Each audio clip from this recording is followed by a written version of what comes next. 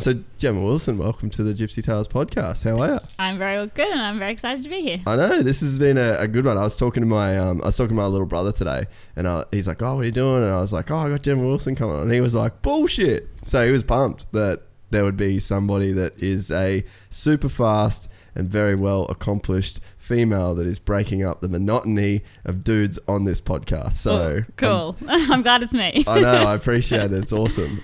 So yeah, you've got quite a lot going on at the moment. So to give people a background, you've been a professional enduro racer for a very long time on the world scene, doing Australia proud, and now you have transitioned away from racing, but it's probably safe to say you're busier than ever now, right? Yeah. So I spent 15 years racing Australian championships and about 10 years racing international 6-day enduros and a privateer at the World Enduro Championships. And halfway through last year, so it's pretty much bang on 12 months since I retired from racing. And now I'm full-time coaching and running events, predominantly for women, just to try and create a space for women in what is still a very male-dominated sport, because I've loved it so much, so I want others to love it as much as I have. My husband thought I would be less busy when I stopped racing, but we don't really see each other anymore. Does it even feel weird to say that you're retired? No, and it feels like years since I raced. Really? This last year, I've only been married for a year as well, and it feels like when I raced and when I got married was a lifetime ago, like a decade ago already. That's crazy, Yeah. Huh? Why do you reckon that is? Just such a big change, I guess. I went from school to uni to racing world championships, and bikes were everything, and my whole adult life really, it was how to be faster. And then all of a sudden it wasn't anymore. And it just was such a massive change. And then so much has happened since then. I've changed so much since then. My life has changed so much since then that it feels like it has to be longer than a year ago. But it's only a year. That's kind of interesting when you put it like that. 12 months in racing, when you're doing the same thing that you've always done, can go by like that, and you don't really change. Mm-hmm. But if you go through a big personal growth period, 12 months, you can be a different person in 12 months. Yeah. As opposed to the year before, you can be the same as you were for 15 years. Yeah, if I think about, say the beginning of this year as opposed to the beginning of the year before, it was thinking about the race season and just exactly same thing, kind of racing the same sort of places, same people, same times a year, and then it's all new now. So it's just such a big change, and I'm really glad that I made it. I'm also really glad I had all those years racing motorbikes. But I'm really happy where I am at the moment. Yeah, it's there's definitely got to be something that would be fulfilling with what you're doing now with the coaching, and it's obviously you see the growth in the people that you're coaching, but then on the other side of it, the flip side of it, with the fact that you're helping other women get into it, when we talked when we met up a couple of weeks ago, it was almost brutally hard to get into the sport as a woman in 15 years ago. Nowadays we're living in a time where there's initiatives and people are really putting stuff in place, and there's a push towards that stuff. But when you started, it's that wasn't even on the radar. Yeah, so when I started, I didn't realise that it was tough, because I wanted to ride bikes, and I was the only girl in the junior boys class, and I didn't care. It wasn't a thing. It wasn't even on my radar that it was a thing. Which probably helped. Yeah, because I wouldn't have been there otherwise, really. Yeah. And then 2006, I raced my first Australian 4-day enduro, and that was the first year that there was a women's class. 2009, I raced my first international. So what year was that? 2006. Okay. Yeah. 2009, I raced my first international 6-day enduro in Portugal, and that was the first year that Australia sent a women's team. And then 2011.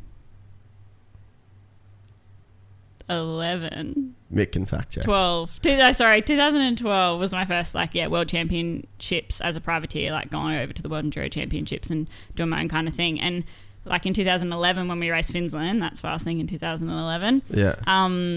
The FIM come over and said, hey, we have a World Enduro Championships and we have a women's class. And I didn't even know that existed. I didn't even know what that was. And then I rocked up in 2012 and started racing it. So yeah, that was like before social media was as big as it is too. Now, right? Like now, I mean, feel I like had Facebook, but it wasn't what it is now. Yeah. Because you're right. Like if you don't know, like what's going to tell you that, you know. So like for me, being a junior girl, like I wanted to try and win the boys class or whatever it was, and there wasn't even an Australian championship for me really to aspire to. But now young girls coming through, they know that they can be picked for an international 6-day women's team. Like that's a goal that they can have, and they know they can go race world championships. And Jess Gardner and myself have both done it, or follow Taylor Jones and go race GNCCs, and Mackenzie Tricker as well. So like it's been kind of paved, and so girls know where the trajectory can go. Whereas when we were doing it, we were making it up as we went along. So, is there a part of you that's like super proud that you were able to be a part of like that paving a way for people? Like, and I mean, it's like, these podcasts are hard because I'm asking you questions about like how good you are. You know what I mean? But so I know that there's a balance of, you're a humble person, but it must feel good to know that you were a part of that. Yeah, so I would have to say that doing it, I never realised that's what I was doing. Yeah. I was just doing it because that's what I wanted to do. But now looking back and, being away from racing and stuff, like absolutely, and I am proud. And I think actually a little bit in the middle, I kind of was a bit annoyed that it was myself and a couple other girls paving the way, that I hadn't come in a few years later when maybe there was a little bit more money or, a little bit more going on. I was like, oh, damn it, why did it have to be me? Yeah. But now looking back, because it's this funny thing, and actually something I struggle a little bit with coaching, because I want to coach people, and if they want to race, I want to help them to win, and I want racing to be to them what it was to me, but it's not that to me anymore. Yeah, like racing's racing to me now, and I'm so glad I did it, but I have to always remember and hold on to like that fire that was inside me for all those years, and all of a sudden it just went out. But I have to remember what that was, so that when people that I'm coaching or talking to in the industry or whatever it might be, when they're telling me that's what they want to do, then I need to be like, I understand it still. It must be hard too to see people that like have really lofty expectations for themselves, and then what it takes on your end, and it's like I can look at it because I lived in America for 8 years. I know the pace. I can look at a guy here and I'm like, it's probably not going to happen. But it's like, it's hard because if everyone thought like that, then you wouldn't have anybody go over. But like, I don't know, is there a balance to, because of the perspective you've got racing, like is there a balance of like how you approach different people? Yeah, I think if someone has like lofty expectations and they have big dreams, it's like fantastic. You got to have a goal. But now what are the small goals to get there? And I think if someone has a big dream, but they don't actually have any process of getting there in mind, then you're like, well, you're probably not going to make it. Yeah. Or we need to sit down and have a chat. Or you need to sit down and have a chat with someone. But if, you see someone who has great desire, but they also know how to work for it and know what all those little steps along the way are, then there's no reason why you can't make it. Yeah. And I guess too, like, it'd be hard to balance like the parent side of it as well. Yeah, well, I'm pretty lucky. Like I shouldn't probably say that, but I don't do a lot of junior coaching really at this point. Like I spend 3 days every school holidays out at Queensland Motor Park. So that's what you just done here? Just finished up today, and I always get the little group. So like I had a 4-year-old was like the youngest in the group, and probably like 10 or 11 the oldest. And the little 4-year-old, like 3 days on a bike. This afternoon, the last session, we got to the part of the track we were going to work on, and he just comes over crying, hugging me. And I was like, I get it, dude. Like, you're tired. Have a sit down, watch everyone for a bit. Yeah. But so I do that junior thing, but like not a lot of them are like, super at that racy point, and the parents are fantastic and they come around and they help because, so we have carnage. We have bikes running into each other in the pits, and so I'm so glad the parents are there. But then most of what I do is probably more senior women that are getting into it. Yeah. Okay. Yeah. And I mean, in saying that though, I run my open coachings, which are 6 events all around Australia, and that's a lot of juniors and like Emerald Motocross Track and a cool motocross track down in Parks and stuff like that, where there's some really fast kids that want to race. So, but I've always had really cool parents, so I didn't even link on my radar then that So, yeah, that's true. Yeah, because man, like I guess too, like just from my end, like being around the races, it's more of like the stuff that I would be around filming would be like the Australian Championships or the like Loretta's. Yeah, like high end. Like right up the top. Yeah. So I guess if it's not what you're dealing with, it's cool. Does MA still have the rule about coaching? Like you have to do a certain amount of coaching as a junior? It's not every. It used to be 5 hours every year. Now it's only 5 hours every time you change bike size as a junior. Okay. Do you think that that's a good idea to come from like a governing body or? Yeah. I think that when it was 5 hours every year, it's probably a lot. Yeah, and there was probably just like there was a lot of coaches that probably weren't like the best coaches, and they were just ticking off hours. Yeah. So maybe this has meant that there's less coaches, but maybe the quality is a bit higher, or just the experience that those coaches have had. And like, you don't have to be the best rider in the world to be a great coach. And just because you're the best rider in the world doesn't mean you will be a good coach. Yeah. So it's that kind of.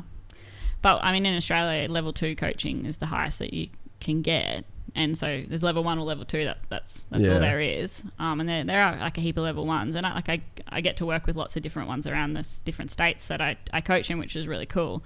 But it's kind of like there's the same handful of main coaches, and yeah. So it's the same sort of group. And so I think that 5 hours every bike change probably is all right. But if you want to be awesome, like any other sport, you got to go to coaching once a week. Yeah. So I mean, 5 hours as a mandatory thing is okay, cool. But if you're a parent and you do want your kid, or if you're a kid and you want to be good, then get as much coaching from as many different people as you can, because I coach differently to every other coach, and you might pick something up from me that you don't from them, and vice versa. And so my big thing is do coaching. Yeah. Well, like I never did any coaching like as a kid. I was lucky because my dad was a pretty good racer. Yeah. So like in terms of, and it's funny now, like with the jiu-jitsu stuff that I'm doing, it's all coaching. Like all I do is like I just go and train. I just get coaching every day. Yeah. Yeah. And like there's like more stuff to learn, I guess.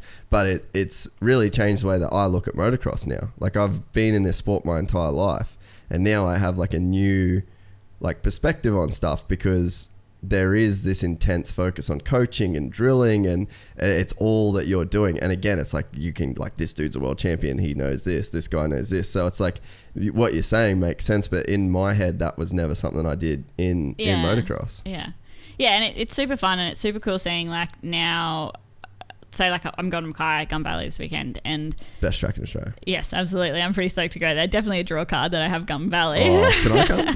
Can I come get some coaching? Yeah, sure, come on. About half the entrants are over 20-year-old dudes. So for me as a female in this industry, for that many guys to want to pay money to come and get coached by me it makes me feel so good. Yeah. And it's like that's exactly it, and that's what I want everyone to see. That I mean, more dudes ride bikes than girls, but the only reason is because more dudes ride bikes than girls. Yeah, like girls will bring girls, and it's just like that because it's the way it's been. There's no real reason for it. Yeah. So my girlfriend started working at MX store. Mm-hmm. So, and now she's like, fuck, she scares me because she's like, when chicks don't grow up racing bikes or riding BMX, like I feel like guys, I could be fucking speaking out my ass here. I feel like guys have a different appreciation for like crashing and speed and like getting on a bike and like going fast. Like I have like ultimate respect for my bike because it spent my whole life spitting me off. Yeah. So then Rick, she's like, this looks awesome. And then she gets on a quad and puts the throttle to the stops and just absolutely holds it. Like she's going around my mate's track at his house every turn, and just like hanging on to this thing. And I'm like, Ricky, no, you've got to stop. This isn't how this motocross thing works. There's a thing called throttle control, and you need to learn it. But it's like, it's funny that like all those girls at MX store, they all ride, and like they all just went up and did the ladies. Was it like a ladies' day that was just on up? Yes, this is my. Oh, the women's trail ride there. Yeah, so I ran this event. So was that was yours? Yeah, right? I thought it was. 130 women.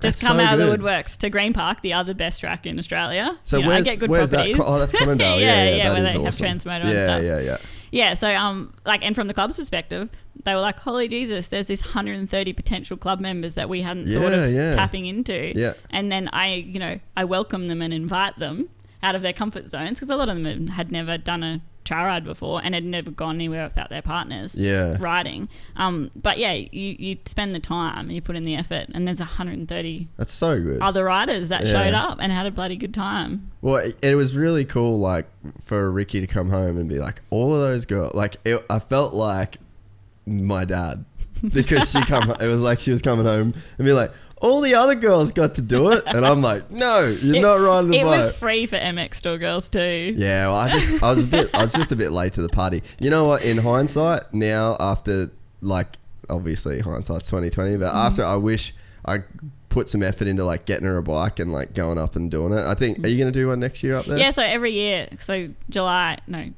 June every year. We'll be there the club's year. really happy. And then November out at QMP have the natural train motocross track closed off. So I did one in November last year. I might get on for the first that one. then. Yeah, and that was really cool because then there was like time to watch all the other girls and hang out, and it was like kind of 15 minutes on, like 45 minutes off, 15 minutes on, 45 minutes off, like cool. a normal motocross practice day, but all girls. That's and it was sick. just a cool vibe, and camp out together on the Saturday night and hang out and get to meet other chicks. So my like tagline is creating a women's dirt biking community. Yeah. And that's exactly what Conondale was. So the Husqvarna Women's Trail Ride.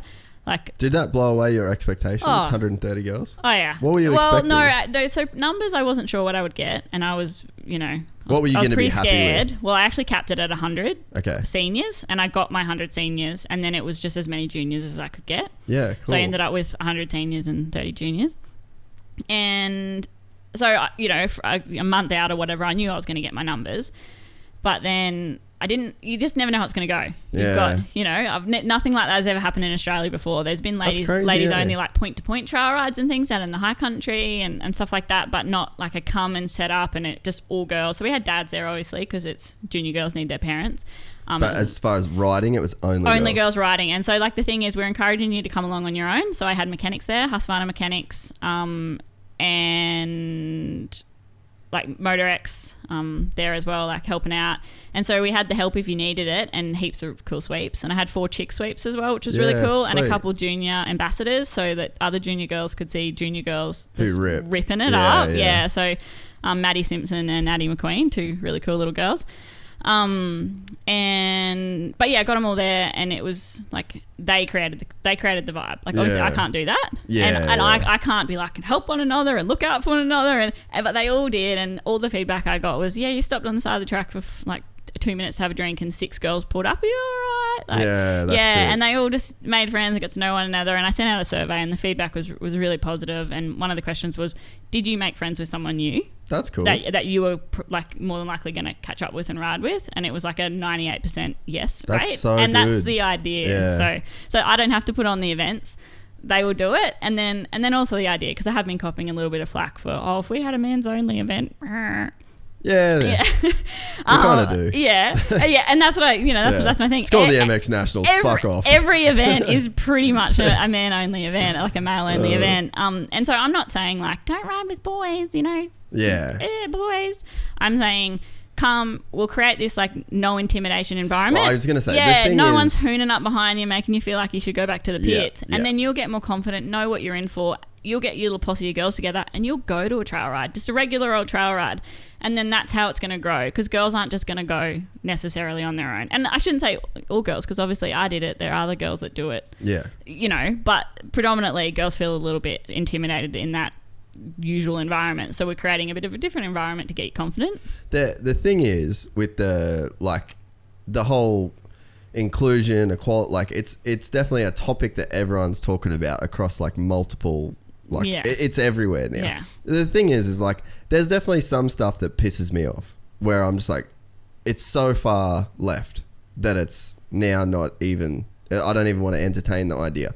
But the truth is always in the middle of that stuff. And I think that as long as the problem is like when you've got extreme views on how something should be, and it's like, there's a million examples now of like, guys shouldn't be allowed to do this, guys shouldn't be allowed, no one should be allowed, but that's like not what you're doing. No. Like, and the thing is like, I've been to tracks where dudes will try and intimidate me. Yeah. So it's like, we can't sit here as guys and be like, we're not scary. As if that had ever happened. I'm like, dude, you've fucking done that to me. Yeah. You know what I mean? So it's like, we are in an environment, and it's a dangerous game. There's a massive speed discrepancy between a girl that's first learning to ride and then even the average male rider. Yeah. And it's like, you want to create something that's safe, something that's enjoyable. We just need like a chance to catch up. Yeah. Because it has been a dude sport for like 100 years. So we just need a little bit of time to catch up. And then, in hopefully 10 years time, you won't need ladies only events. Yeah. Because half the people at a trail ride will be ladies. And the thing too, from just like a social standpoint, like I've put tons of thought into it because an opinion like this, like you don't want to have it without like really thinking about it. And I think that what us as guys have to think about is like, yeah, it has been our sport for 100 or whatever years. Yeah, I just pulled that number out of, No, but I mean, it probably was in, yeah. not 100 years, it's probably not, but since the 20s or 30s or whenever people started riding bikes. But it's like, you got to go way back to what was happening at that time. So culturally, women were doing one thing and men were doing the other. And there was a huge split between that. The guys were the ones that had the jobs in factories. The factories are where they built the bikes. Yeah. So it's like there's a different level of access that stems really far back. And you've got to go far back to understand. And I think the thing that's frustrating is when people want to just like live in, they only have perspective of this time to be like, oh, well, a girl can go buy a bike, and they think that just because of that, the sport should be different. Yeah. It's like it takes time to catch up. Like we lived in such a different time for so long, and we're at the point now, it's like, okay, you need to be open-minded. There's a reason why it's like this. It's not out of, I don't think there was ever a vindictive male organisation that has tried like to ban women. Yeah, that's not the case. But it was like that for a while it's just access and interest and things like that. Mm-hmm. And now, like, we were just looking up before we just had Harry in here, and we're just looking up living standards. Australia's in the top 10 globally for living standards. Mm-hmm. Well, that means people have time and they've got money. And it's like now girls are like, all right, I do want to get a bike. Yeah. You can do that. Everyone's got access. We've got the time. And now I think that because of that, everyone get together and go, what's some barriers to entry? And it's like, let's knock down these. Yeah. If there's any of these barriers to entry, and that no one's got to be right or wrong to do it. It's just like, what are the current barriers of entry? And I think that the intimidation is a big thing. And the information as well. Like, so even me trying so hard to give the girls every bit of information they need without being patronising as well, because a lot of the women that come along to the trail ride have been to trail rides and they know what they're doing. Like, they've raced before and whatever.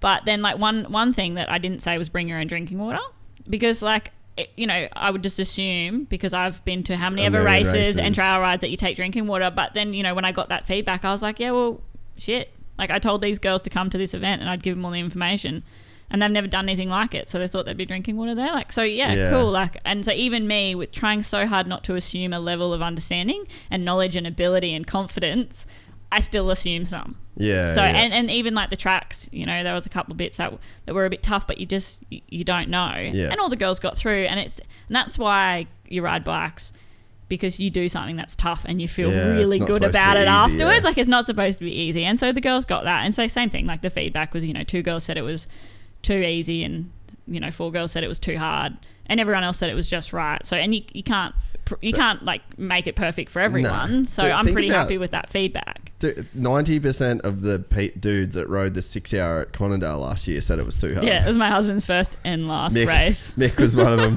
I remember talking to Mick. He's like, it's fucking too hard. Yeah. That was actually hard. You know what? That's the other barrier to entry. You have guys hooning around a track, they wreck it. The girls, over the weekend, because the vintage guys had rode at Conondale the weekend before, so we used a lot of the same tracks, the girls smoothed out the track. Yeah. At the end of the weekend, the track was smoother. And so that's a scary thing, big, muddy, horrible ruts and stuff. And that's a scary thing. Whereas when you have just girls on a track, tracks don't get as rough. And so it's that, cool, this is a taster. And that's what my trail ride was, a really fun, cool environment and a taster of what a trail ride is. And then obviously you go to an actual trail ride and there's going to be people hooning up behind you and wreck tracks, but hopefully you're confident within yourself that that's not going to affect you, and you're going to keep riding and having a good time. I think though, like, with with the jiu-jitsu stuff, like, we got girls that train with us, and it's, you have to have the knowledge and the just like the consideration. Like, if I roll with a girl, even if she's like a higher rank or whatever, I'm way stronger, I'm way bigger, and I can't control that. So, like, as a result, but you know what I mean? As a result, you have to change the way that you do stuff, because otherwise, like, there's no fun for them, and it's no, like, I don't get anything out of it either. And I think that it's, the people that are arrogant enough to say, like, oh, I don't have guys, like that kind of attitude. It's like, But you got to realize, like, it's a different thing. Like, when people play different sports or they're different, you know, like, that's why we don't have guys playing with girls in rugby. There's too much of a difference to make it fun for the other person. Like apples and oranges, that old argument. And we're trying to make it fun for people. Yeah. And it's like, if you're putting them in a arena where it's very hard for them to have fun, or the elite top 1%, like, you can have fun at this. You had more fun than Mick, but you're elite, you know? Yeah. So it's like, you can't expect that, because the top 1% should be able to compete with that group of people. Yeah. What happens to the 99% of people? Are they fucked because we're too... Well, how do you get that 1% too? Like, exactly. Where do they even start? How do they get into it? How do they become the 1%? Yeah, no, that's a good point. And then, so, like, back with the racing thing, I've been thinking about it a bit lately, and it's myself, Jess Gardner, Taylor Jones, and Emily Carlson were the 4 in Australia for the last, like, decade. Yeah. Pretty much. And unfortunately, we've all pushed each other, and we've all managed to, you know, scrape and save and sacrifice or get good support, or, you know, find a way to be able to do it full time to an extent. But it's just left this big gap, and it's been really hard, I think, for any other girls to come through, because they come and they give it a go. And it's like a victim of your own success. Yeah, and then we're kind of like, I know it sounds bad, like we're smoking them, and then it's cool. Like, Taylor's gone to GNCCs and is killing it. I don't race anymore, so it's Jess and Emily, which it's really cool. It's left a podium spot open, which is then those girls that were always, you know, 4th, 5th and 6th can fight one another and push one another to try and get that 3rd place, and I think catch up a bit. Yeah, because how else do you get there? But that same thing can be said for motocross in the US at the top level AMA. Mm-hmm. What dudes you see on the podium? 5 guys. Yeah. 35 other dudes don't have a chance. Yeah. And it's like, I just think that it's just the way that sport goes. Yeah. Unfortunately. Well, at the Worlds, like, I stopped racing Worlds 2016. So 2017, I still raced the 6 days, but I didn't do any of, like, the privateer Enduro World Championship stuff. And because I realised that I'd got to a point where I was 4th, and I'd get a 3rd every now and then, but I wasn't going to get any better without more support, but I was not going to get any more support without getting better. And so I just hit that spot, and, you know, I'd funneled a lot of money and time and effort into it, and it was brilliant. Like, I had 5 amazing years and some cool experiences that money can't buy. But it was like, am I going to dig myself a financial grave that I can't get out of, or am I going to say, you know what, I achieved almost what I set out to, and I know that I've done the best I can possibly do, and just be really happy with it. And yeah, so I walked away in 2016, and I'm glad I did. It's that what you said then is something I've been thinking about heaps lately, is like the stuff that money can't buy. Mm-hmm. That's sort of, as I'm getting a little bit old, we're both about the same age. I'm 31 this year. You 30? I just turned 30, yeah. Yeah, okay. So, like, I'm a veteran. Yeah. That day in the dirt. Yeah. Hell yeah. I didn't think about that. I'm doing that shit too. But, like, the thing that, like, I'm really excited at the moment on stuff that you can't buy. And that's where, like, the jiu-jitsu stuff come in. Like, you can't buy some, like, the stuff, like, if you get a new belt, you can't buy it. You can't walk into any gym in the world and go, how can I get can I buy money? That colour? Yeah, I'll buy that. And they're like, no, you can't do that. Yeah. And then, but I think that it's those experiences, like the 6 hour, like, I mean, you're buying an entry or whatever, but it's... Well, Unifilter gives me one. There you go. Yeah. Thanks, Unifilter. Wigan. Team Gypsy game. Nice. But, you know, it's like you can buy an entry, but you've got to do the race to get the feeling. Yeah. You know, and it's like money can't buy it's not the...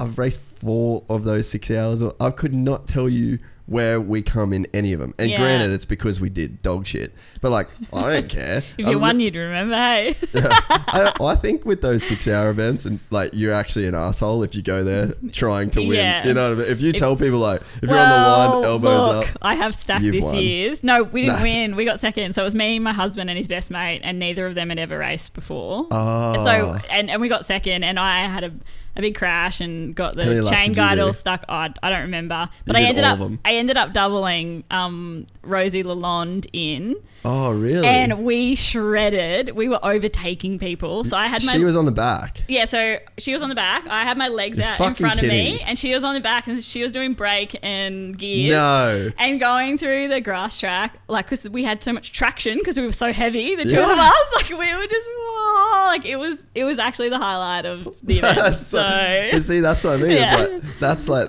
I don't know. They're, to me, like those experiences. Yeah, where and it's I like, went and told Wigan, like, oh, you know, look, I cheated. And he's like, nah, this is Okay. transmoto. That's not cheating. You got in. You did your lap. Like, That's the best, I was eh? like, yes. That's like the one thing I always tell people. I'm like, if you go there and you're like trying to win, you're a dick. Yeah, Just yeah. leave that shit. Go at, to the ARC. Yeah, leave that shit at home, bro. Like Yeah. the winner can win, and that's fine. But he doesn't. I don't want him to try.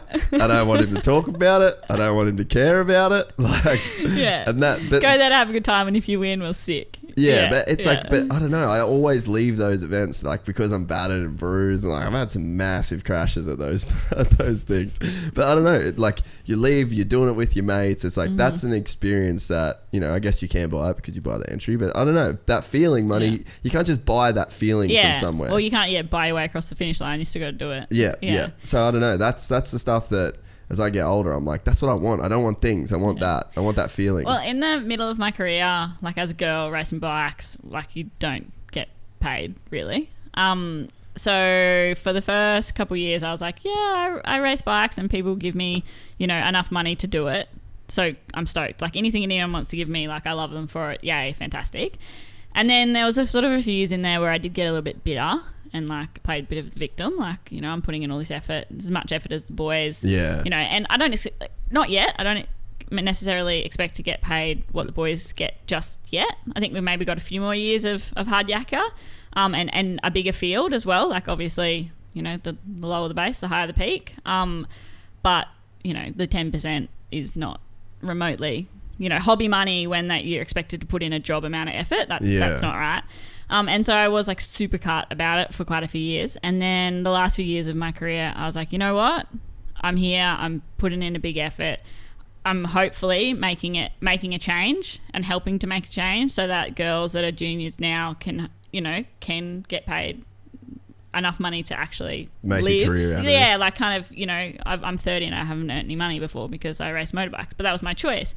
And so I realized that was my choice. And I'm happy with the sacrifice that I made. And I didn't quit because I had to buy a house or whatever. Thanks, John, for paying the mortgage for all those years.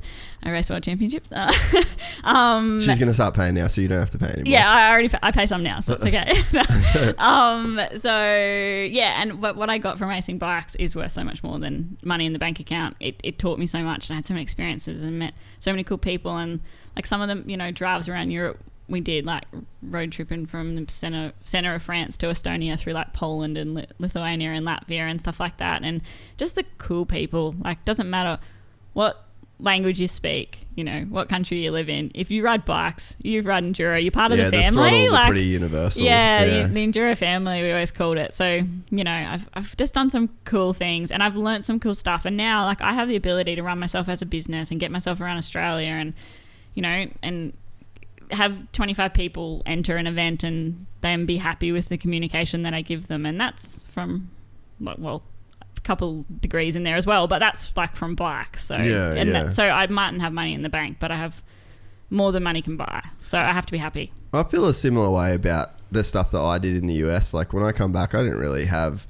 much money. I had a couple cameras or whatever, but I definitely feel like, I do it all again in a heartbeat. Yeah. But I think that it's the stuff that when you do things for the right reason, that it then comes back. And I think that like this podcast is a result of what I did. Yeah. And I think that it's like at the time I wasn't doing it because I was like, all right, if you just slog it out and you just work hard, then when you get home, you can do this pod. Like it wasn't like that. It's almost like that blind faith that your heart's in it, you're doing it for the right reason. And things evolve like organically. Yeah. So, and I think that that's, obviously you're seeing like the fruits of those labor. Like you might not have been getting paid the way you wanted to off racing, but it's like you've now got a career that in what you do and you're an ambassador for so many different brands. And like, man, everyone, like when I was telling people that you were coming on the show, everyone that's involved with you cannot speak highly enough of you. Cool. And that's a super meaningful thing to like go through.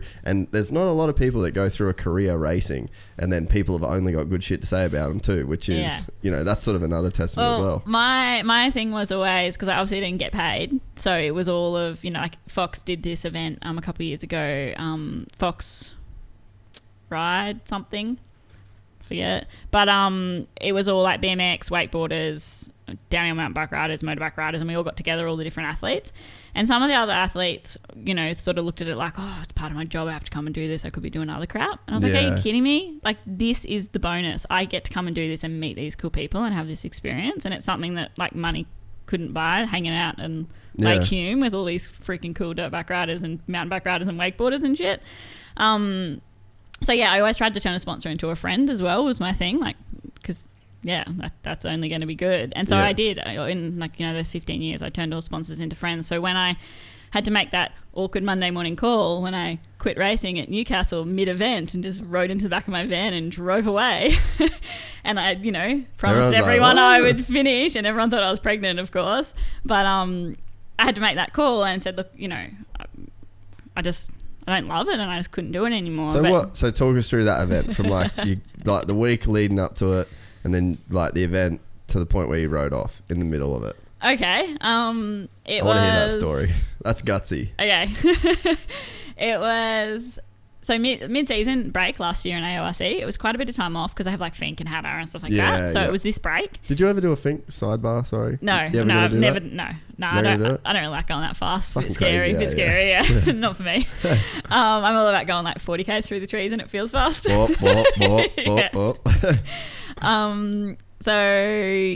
we finished up. Like, I wasn't loving that season, but I thought I'd just get into the swing of things, kind of thing. And I did the 4-day in Cessnock, and I got up on the podium and thanked everyone and said it was my last ever 4-day because I knew I was going to retire at the end of last year. Oh, okay. Yeah, and so those thoughts were in your head. Yeah, it was already in my head, and then got married, John and I got married on our 12-year anniversary, and we'd been engaged for 6 years, so it was something that was like we'd waited a really long time, and it was finally happening because I wasn't racing world championships anymore and stuff like that. And so there was such a big focus on the wedding. And then we had this month, honeymoon in Samoa, and it was glorious. And then it was like, oh, I got to race again. I got to go racing. And I was crying about it, and like ringing Fox or ringing Unifilter or like ringing whoever it would be to be like, I'm not going to go, and then like hang up and be like, no, you have to go, you've promised, like you'll go, you have to go. So we drove all the way down, and like I was a miserable sap, and John got me there.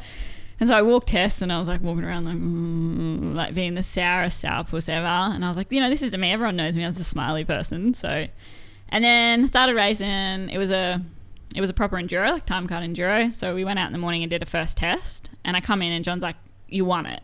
Like, and then he thought, all right, she's going to pull her finger out of bum now. Like, she won the first test. So did you tell him like the whole way there that you were over it? Like, he was actually the reason I ended up there. Like, he was like, you have to do what you've promised people. Like, you have to do it. And so I went out and trail, and I was just like, I got overtaken by like 15 people, and like, when you're just like on the verge of tears, like, and I could just feel it like in my throat. It's and like stuff. Stuck right there. Yeah, and I was like, what are you doing? No, boys don't cry. Yeah, boys don't cry. Never cried in my life. Not even as a baby. And then we got into the pits, and like where there was, so you did the test, you went out and did like an hour to a trail or whatever it was, and then you come in and you had to do another test, and it was a bit dusty, so I had to overtake all those people that had passed me in trail because I was riding like such a noonga.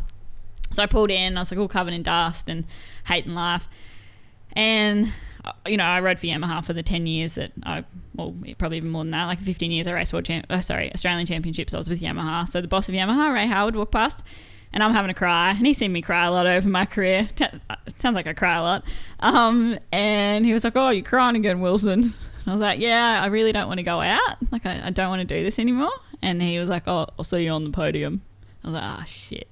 So John's like, That's a pretty cool thing to say. Like, wiped my eyes and put my helmet back on me and said, go out there. So I went out, lined up for that test that I'd won. He's like, you won this test, like first time around, you're good.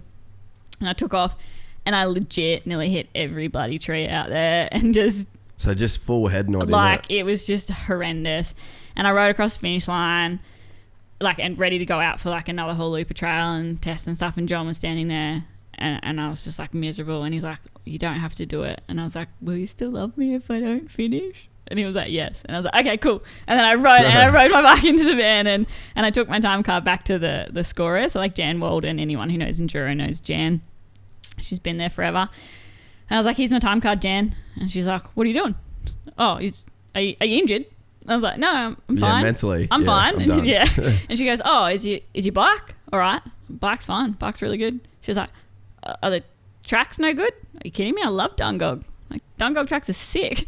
She's like, "What are you doing?" I was like, "I don't want to do this anymore." She's like, "Oh, okay." Like, all right. So, and then that was Saturday. So obviously drove home and was a bit miserable and rang all the family, and then, rang all the sponsors on the Monday morning. And I told them that I was still going to continue because I've been running the Fox Women's Off-Road Camp Out. So ladies only, 18 plus, no kids allowed, no husbands. Like, it's just a cool, really cool environment for 5 years. So, and I already had a lot of other coaching stuff and like the ride day out at QMP, like sort of organised, and I already had things happening. And so I told everyone that I was going to continue on with every other aspect of what I do. I just wouldn't be racing anymore. And they all stayed on board, except obviously I changed from Yamaha to Husqvarna, and Husqvarna totally get, pioneering is their... Yeah, that's their... Yeah. So, now they're pioneering with me to create this women's dirt biking community in Australia, and it's amazing. And I've ridden so many bikes. Like, I always had a 254 stroke, and now in the last 6 months I've ridden like everything, and I just love every one of them, and I can't pick a favourite. So yeah, and you know what, a change is as good as a holiday as well. Yeah. And I'm working with Paul Barrick at MPE, Caloundra, who he did my suspension for the last 15 years. So now to get involved with him more with the bikes and the suspension obviously has been really cool. So he's someone that I've trusted and admired for, since I was 16 or whatever. Dude, I would have had an MPE suspension when I was like 16, 17. It was like the shit. Yeah, man. like if you he had knows like the what's MPE going on. sticker back in the day, if you had that MPE sticker, and if you didn't, it was like people would look at you on the line and be like, "Oh, look at that shit box." Yeah, you're gonna go shit. Yeah. So and like the change was as well, like changing from Yamaha. I rang Paul and said, "Look, hypothetically, like, would you want to work with me? Because I want to work with you." And he was like, "Yep, cool, let's do it." And it's just did he do your just stuff at Yamaha? Easy. No, he always did my suspension. Oh, okay, yeah. So it's like we were friends from forever. So it was just, do you want to do me Husky instead of my Yamaha? Yeah, and I was like, "Yeah, well, can you get me a Husky? Like, because he sells Huskies as well. So he's a Husky dealer." Oh, at I didn't Caloundra. know that. Yeah. Oh. So he's got the MPE suspension where he does all suspension still, but then he's got the Husqvarna shop at Caloundra. Yeah. So he had the Husserberg and then changed in Husqvarna. I didn't know that. Yeah. So and it was just an really easy conversation, and just working with someone that you know and trust, and it's just been brilliant. And now Husqvarna obviously have got on board as well with the trail ride, and I've got a couple of bikes, and yeah, they've just been brilliant to work with as well. Yeah, like we were talking about it off air. Like, if I could have a bike to ride, like I just could got one bike, I'd get like a KTM or a Husky 350. Yeah. Like, hands down, they're so good. Traction control, go anywhere. I didn't really notice. Rider, No, I raced the 350 enduro at 6 hour, because I was saying I had the 300. But it's only if it's like real slick. But I had like rocky, and then you put the traction control and you're stuck somewhere, and all of a sudden you're not stuck anymore. Like, you're just tractoring out of where you were. Well, I did notice it on the grass track, because I'd come out of the turn, like, because Nathan Crawford's like, when you come out of a turn, just hold it flat.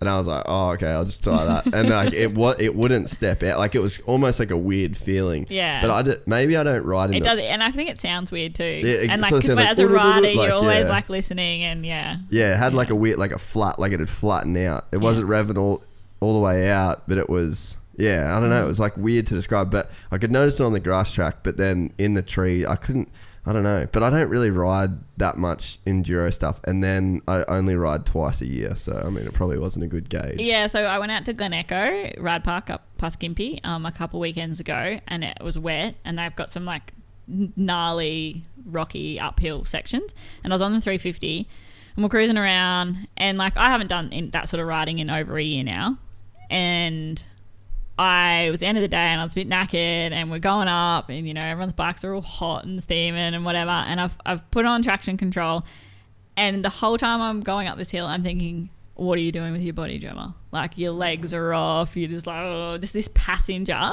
But because of traction control on, I was literally like legit just point and shooting and waiting for everyone to keep working hard on the hill. Like, so it works. I was like, good. yeah, it works. So, that's sick. Yeah. Yeah, maybe I'll see if I can borrow one this year then. Yeah. But like, I think, yeah, that we were saying before, like that 300 blew me away because Crawford was saying just put it in third gear and then just like kind of, you can do everything in third gear. Like you don't have to change. You go first, second, third. That's it. Yeah. Go up if you need to, but you don't have to go down. And I just idle around. But then if you want power, holy dooly, it's there on the 300. Fast, yeah. Yeah. But like, I just didn't believe him. So I think I did like the 300 first, and I did 350, then I did 300, and then I come back in and he's like, oh, you just cruising in third? And I was like, no, not really, eh? And then, because it is fast, like it's quite a bit to handle, like if you're going first and second gear, like through the tight shit. And then he's like, dude, put it in third gear. So then I did, Trento broke his foot as well. And then so it was me, Trent, and Wigan on a team. And then Trent broke his foot first lap. And then Wigan was just off, like running the event. And then I'd come in and he'd be like, yep, you just want to do another one? And I'm like, no, I'm fucking done, dude. I don't want to do this. And he's like, just do another one, I'll come back. So then I went out on the 350 again, and then I just did that third gear everywhere. And I was blown away. That was like riding a new thing. Yeah. Like I drove bikes my whole life, and I was like, oh, this is like a new thing. Yeah. I couldn't believe it. Yeah, well, like I said before, with like my husband, he rides a couple times a year. Like it's not his thing, but because I had the 350 and the 300, and I sold the 300 to him and replaced it with the 150 because it's a bit more of a, come and try this Husqvarna bike, not as kind of potential to loop out and hurt yourself, like if you're not a confident rider.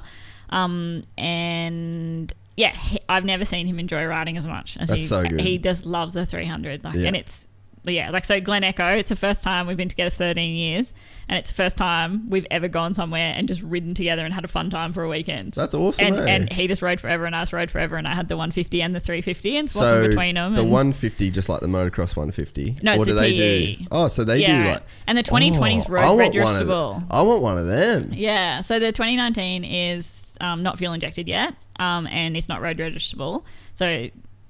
152 stroke electric start. I want one of them. And pull lowered at 20 mil too. I've never had a lowered bike because I was always like, it's only going to make it harder to get over things. But holy dooly, I feel so confident, and I still can't touch the ground, both feet or anything. But I can't imagine riding and not like I've got super long legs and I can touch the ground from wherever. Well, I can't imagine that. My motto was always not my motto, but the thing I always thought was Stefan Merriman's shorter than me, Ricky Carmichael's shorter than me, and Glenn Carney's shorter than me. If they can do it, I can do it. Yeah. So I never ever looked at like lowering a bike. But because this 150 is set up for people to jump on, because you know how like you've got your 125 and like 230 like farm bike-ish bikes, like Hondas and Yamahas, and then you've got 254 strokes or 125 two strokes. There's like nothing in between. Range. So I was like, all right, well this 150 you can ride it fast, but you can really just idle around like you can on the 300 as well, and it's got torque down bottom. But it's still a full-size bike. So we lowered it a bit. The weight too would be so good, because that's the thing that I feel like because I'll do the 6 out and I'll do Day in the Dirt. That's kind of all I really ride. And I might go to QMP or Willowbank. Do a dust hustle too. Yeah. That's so much fun. I wanted to do, this year was just, because I was doing all that jiu-jitsu stuff, like I took it super serious before the state titles. Yeah. So I was like, wrap myself in bubble wool. So maybe not. That's where I broke my finger. Yeah, I know. So I was like, I just don't want to get hurt. But like after, because we're doing the Townley tour. Yeah. So I got like the nationals for jiu-jitsu, and then the Townley things the next weekend, and then Day in the Dirt's the weekend after that. So I got like, I'll have a month of I'm just going to go straight moto. Okay. It'll be a good change too, from just training flat out. Well, the next hustle is North Brisbane flat track. Dude. Which is really fun. And that's like November, I think. Really? Yeah. No, it's not November. It's September, end of September. That'd be Mick's going to look that up. So yeah. End of September. Figure that out. So yeah, that's so much fun. And like that one. What bike do you ride there? So I rode the 701. Oh, that's cool. Yeah, QMP. So, and it had like road trials tires on it, and so slick grass track, and I just slid out because I wasn't used to those tyres, and it landed on my finger. But it was so much fun. Oh, so when you landed, you didn't let go of the... Yeah, because it just happened so bloody quick. But I used to ride like mini bikes in it, and so I'm going to try and get my hands on a mini bike, I think. What kind do you reckon? Well, I'd love like just a TC85, I reckon. Yeah, okay. Yeah, and then... You know what I reckon would be super fun is one of those Honda 150, like the motocross 150s. Yeah. That'd be pretty sick, because you get like a bit of that 4-stroke traction. Yeah, well, last year I rode TTR 125 in it. That'd be tapped. Which was fun. Like at the North Brisbane flat track, you didn't go off full throttle the whole time. Yeah. You know, and then at Day in the Dirt, it was the 65 and the Dust Tussle. Like the 65 cc, which was sick. You know Aaron Colton? Have you ever heard of him? No. Have you ever heard of Aaron Colton? Yeah, he's a Red Bull dude. He does like all the stunt riding for Red Bull, and he has a TTR 125. They are pretty wicked. Yeah, he puts the full flat track tires on it, and we were out at Paris Raceway one day, and he just the whole way, and just slide, and like he'd like maybe back off a little bit just to try and get it to step out a bit, and then just keeps going. I was like, dude, that looks like the move. Yeah, but I was talking with Rosie Lalonde, who's the events manager at KTM and Husqvarna, and Rosie's the best. Yeah, Rosie. So over, because I just did the launch for the Huskies in Finland for the 2020s. Oh, sick. And I don't know if you've seen anything on social media, but like Graham Jarvis and stuff riding around on the electric 50s. Oh. And they look sick. Really? So Rosie's like, we need to try and get one into Australia. And I don't know if I'm supposed to like say this publicly, but maybe I'll help make it happen because I really want it to happen. Yeah, you'll be Rosie's chill. Yeah, try and get one of them for Day in the Dirt for the dust hustling, so I can race an electric 50 because that would be freaking epic. So, look, my recollection of Day in the Dirt last year is a tiny bit foggy. Yeah. So what was the dust like? So you had the big track, yeah, and then you had the little track, the mini bike track. Yeah. So is that you could just ride anything on there? Because I just didn't get. I was like, what? Everyone's on like, look at that thing. That thing's sick. Yeah. Damn, that's legit. But I was like, what? Just I was like, picture me on that. I was like, what's going on here? Like, what's the rules to this race? Yeah. But there's just no rules. So, like, I rode the TTR 125 and the women's. And so, Rosie Lalonde was on the free ride electric. Really? So, she was silent and I was pretty damn close to silent. And we were having, like, the epicest battle. It was really fun. And then I was on the 65 in the small bike burners. But then I went on the 65 with 450s and I beat them. Really? And it was so freaking cool. And there's like a heap of footage floating around of it. And yeah. And one of the dudes apparently is like works for Cassins or something. Oh, yeah. And in the office. So one of the other guys took photos of me smoking him and then sent it to everyone at Cassins, like in the whole office. And you're on a 60. Yeah, on the 61. And it was like a brutal race. At one point, like last lap, first corner of like the start of the last lap, old mates tried to come in underneath me. And because I'm down on the little 65, his front wheel like took all the skin off my elbow, but then he ended up crashing and I stayed upright, and like it was a wild battle. It was sick. Dude, that was seriously the funnest weekend. My mate Brock, like when we were doing the drags, my mate, did you see Brock loop out the 450? I have a photo of it. Oh, really? Dude, Brock, did you see that when everyone was doing the drags? Were you watching it? Yeah. Oh, man, Brock. There was a few loop outs. I don't know this particular one. He's on a cow. He had like no shirt on, like footy shorts and just like a helmet and some shoes. And and he said to everyone, he's like, I'm just going to loop it out.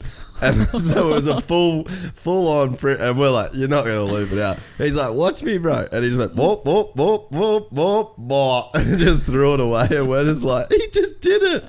Oh, I've never, like, what other event is someone going to say, well, I'm going for a loop out? Yeah, I'm going for a loop out. And then like it becomes the instant MVP of the whole thing. Yeah. Oh, I'm so excited for this year. Yeah. No, you're good. Brownie, yourself, and the guy from AF Clothing, dude. Yeah. He is the biggest lord. It was crazy to watch. It was awesome. He was ripping so hard on that six. I can't remember his name, man. I always such a forget cool it, dude. but Yeah, he just did think. I'm just trying to think. Shout out. He's a good dude. Yeah. He messages a bunch on the podcast. I'm pretty sure, like I could be wrong, but I'm pretty sure he put his Harley through the wall at Brisbane Flat Track last year's stuff. So I'm pretty sure it was him. He sends it, eh? Yeah, he does. Because he had the Allen hangover thing, and like he was ripping so hard. And then those whole boys, man, like the whole Fish Fingered crew, they made that event. something else. I'm interested this year though to see. I know, I've heard that it's going to be a bit tamer. They're going to try to make it tamer anyway. Dude, it was so funny. Like no one really knew what to expect, and things got hectic. You know what it's like? It was Woodstock. It was our Woodstock of motocross, because like you're in the 60s, you got all those bands playing, it pisses down rain, everyone's in the mud. The mud made it too. It was so good, really made it, yeah. But it was like that weekend was so funny. I didn't even get my bike out. I just rode everybody else's bikes, because I was like, man, I'm not getting my shit dirty. This is out of control. Last year I just set up with the Speed dudes that like ran Dust Hustle. But this year I got a couple girlfriends coming along, and so I don't know if like who won the best campsite thing. Did effort get put into that last year? Because like I'm throwing it down. We're putting some effort in, us girls, and I think we're gonna win. So I reckon the old fish fingered crew are probably gonna have it. They bought a semi, dude. They had it was theirs the party one. Oh yeah. Okay, but that was over the top. That was pretty reckless. Ours is going to be the opposite of that, but really cool still, okay? What? Just wait, I'm not giving any more away. All right. Okay? It's super cool. And Brownie's painting me a helmet that's going to be unveiled because it's matching our campsite. Dude, he's a guy I want to get on the podcast. He's the coolest guy. He is. Brownie. Yeah, so like I've known of him forever and like had a little bit to do with him, but we weren't really mates. But we went to Vietnam together for the Blokes World Tour in April, May. And so it ended up, it was myself, Laura and Elise, so us three girls, and him, and then like a heap of other Blokes World viewers.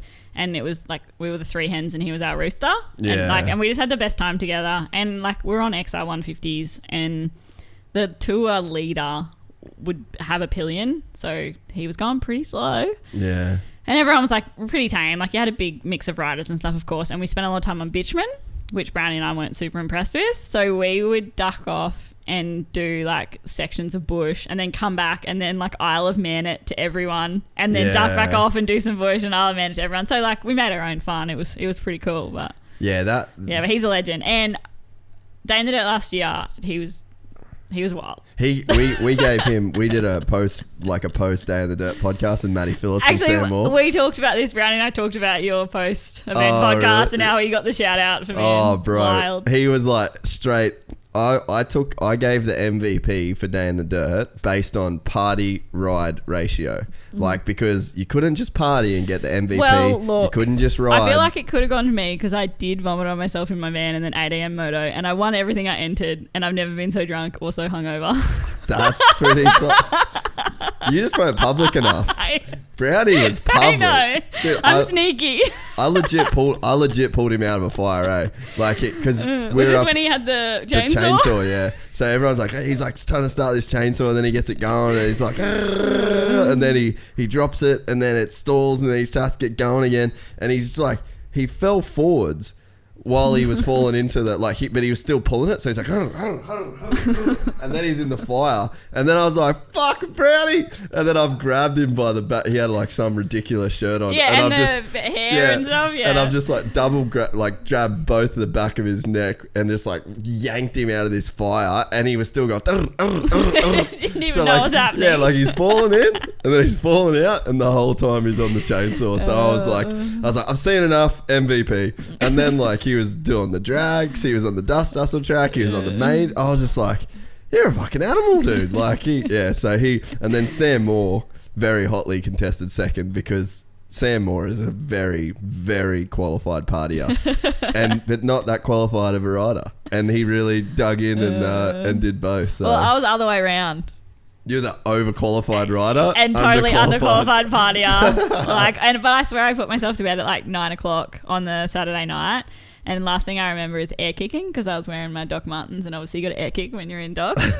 And but apparently people were telling me the next day how we were having this, this was happening at 11 o'clock and this was happening at 1 o'clock, and I was a part of it, and I was like, oh shit. I was like, I went to bed at 9, right? And that's how Young Henry's got involved with my campouts. Actually, was Day in the Dirt. We made friends because obviously I was having a good time. Shout out to Kempy. Yeah, yes. Actually, I got to pull into his joint and pick up 10 cartons on the way home for my next few campouts. So. He's a man, dude. He's a man. He can ride good too. Yeah. He rides everything too. He's got like 400 bikes. I'm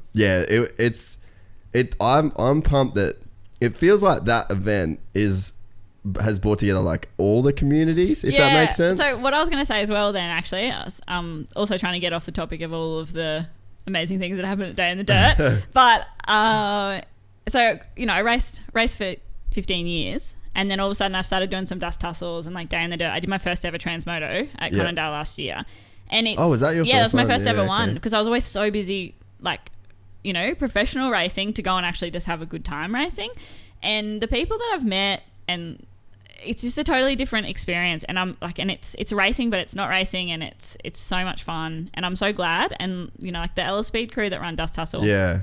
You know, like I've walked in and it's these group of people that are, you know, all around, you know, our sort of age, and that do cool shit, and they love bikes, but they are also really, you know, talented business people, and they're all like industrial designers at Ella Speed, because I got the custom shop at West End, and like they're just mad people who have, it sounds like I'm not dogging motorbike people, because obviously I am one of them, but people that have lives outside of motorbikes as well, because I've just spent like my whole adult life in this bubble of all I do is bikes, and all I care about is bikes, and all the people I know, all they do and care about is bikes. And it's just been this real big change and eye-opener that you can like bikes and still have so much other stuff going on. And you are fun. Right, I haven't thought about that before, but you look at Kempy, and he would be like my example of that, because I've become pretty good friends with him through this. He loves bikes, lives and breathes on, but has so much other shit going on. Yeah. You know what, you're right, because like bikes has been my life until I, you know, went to America, and then you come back, and it's like it's through bikes I've found other stuff,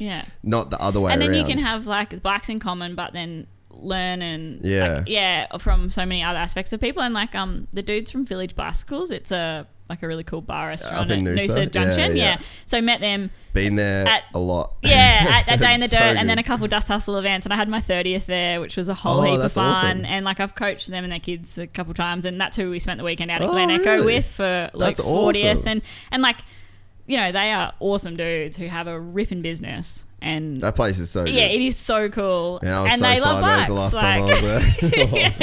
It was like 4 weeks ago.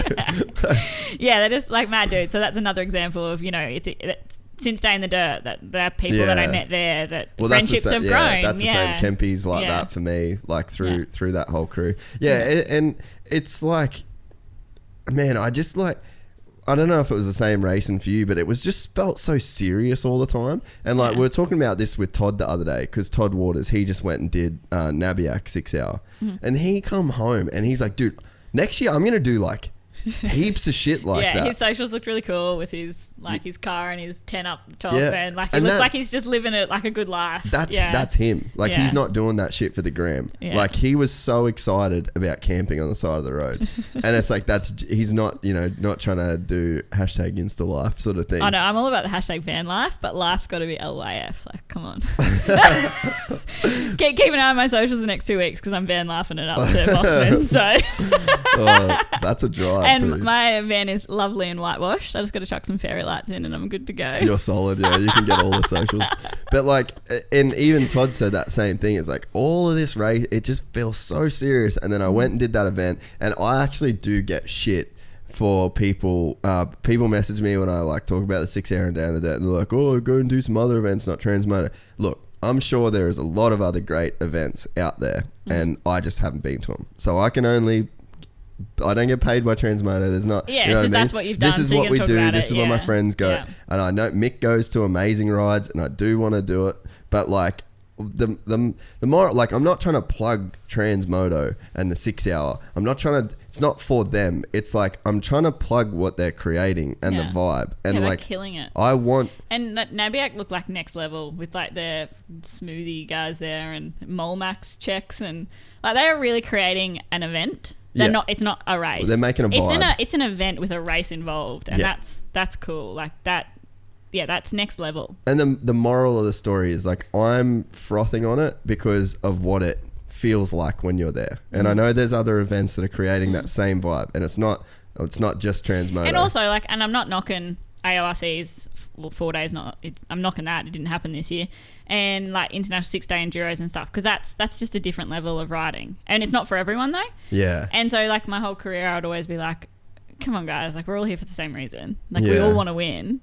Like no one's special. You don't have it harder than anyone else. Like everyone has their own shit going on and like their own battles or their own like, you know, that it's all been smooth sailing and they're probably going to kill it this weekend. Yeah. But like we're all here for the same reason. Yeah. So, and don't forget that. And I think sometimes we forget that at professional races. Oh, and even at like motocross races, like just Sunny States or this the shit I do growing up, like it just felt so serious and it is cool. And maybe it's because you get those people like the Village Bicycle dudes or like the Dust Hustle guys where they do have a lot going on. They do know that there's more to life than just racing and we're not living in a bubble, and maybe that's why those events are so good. And it's like it's cool to keep that perspective of like this is what it should be like. It should be like part of a whole life. Yeah. Ewan always says at the end of his so Ewan from Ellis Feed at the beginning of Dust Hustles at the end of briefing, he says, like, you know, go out there, have a fun time, rah, rah, rah. Racing is cool, but being cool is cooler.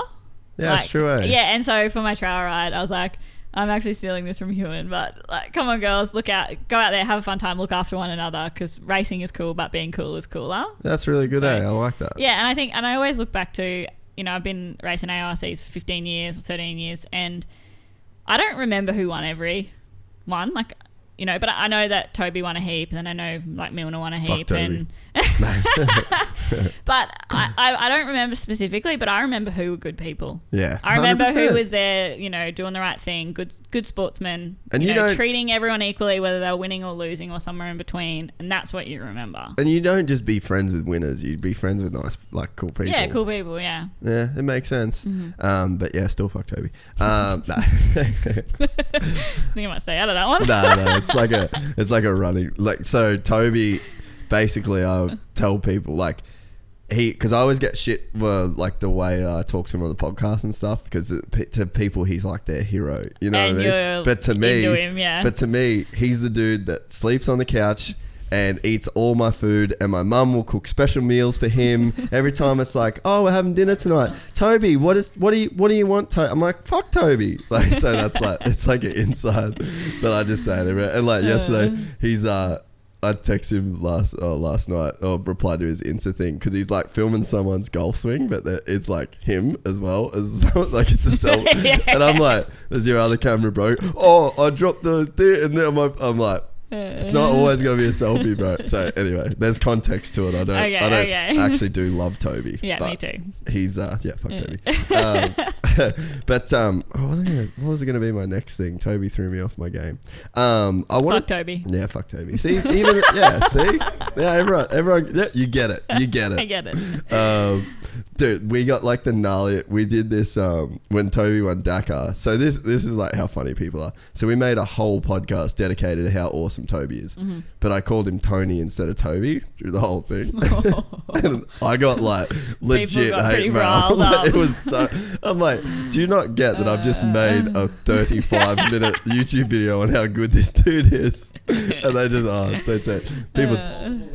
Yeah, and people in like people giving me shit in like different languages. I was like, all right, what are we doing here, people? But yeah, I wanted to talk about what you were saying before about like some of the pay stuff. Mm-hmm. So you do like, because I didn't realize how bad it was for. Yeah, nobody does. So I want to give you a chance to because it kind of blew my mind. So I want to like let you blow everybody else's mind. Okay, well, like, and it's not me ripping on Yamaha because I wouldn't have had a career without them. Like they were there for me for 10 years and they gave me everything I needed to have a really, like I've just said how much I loved it and how much I got from it. And, you know, at the end of the day, they're a business, not a charity. So if no other manufacturer is going to pay a girl, so they give product and, you know, parts and whatever, but Yamaha was the only one that was forking out contingency and expenses, well, that I knew of anyway.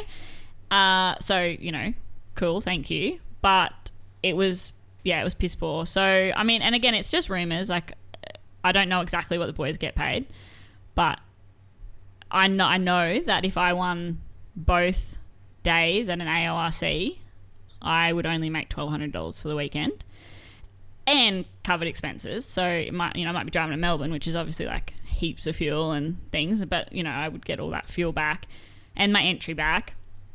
But it's still... That's a week, you know, by the time I drive down there and I drive back because I didn't have team support or anything like that. And so you're making $1,200 to work your butt off and slog it out, and you've put in, it's not just 2 days of racing, you've put in a lot of effort to win that 2 days of racing. So and you couldn't go to work 5 days, ask for the time off for the weekend, go be there. Well, if you did, you wouldn't win. I was going to say, then you're not making your $1,200. And if you got third, it was like $200, per day, so $400, which is it's money, but it's hobby money. And that was my thing. Like, us girls, it's not a hobby. We're putting in. Man, you can make more money winning the Open Division white belt at the next comp. You can win $500. All right, come and give it a go. No, actually, I'm pretty scared of fighting. But that's actually piss poor, because that's the white belt is what you get the day you walk into the gym. Okay. So that's pretty bad. Yeah, and then another thing too is when we had the Australian Endurocross Championships a few years ago, the women got paid the same amount that the clubbies and the juniors got paid. So clubbies who they have a job, that's just what they're going to come and give this Endurocross thing a crack. And juniors whose parents are still paying for everything, which obviously their parents are going to be pretty stoked if their kids bring home a check from the event. But I thought that was a pretty clear indicator of where women's racing is unfortunately put on the scale of things. Yeah, I was going to say that sort of shows the mentality, right? Yeah. So, and like I said, I was bitter about it for a while, but that's not going to help anyone. Yeah. I had to keep slogging it out and hope that it could help it change. I do think, and that's why it's I want to give you the opportunity to talk about it. Mm-hmm.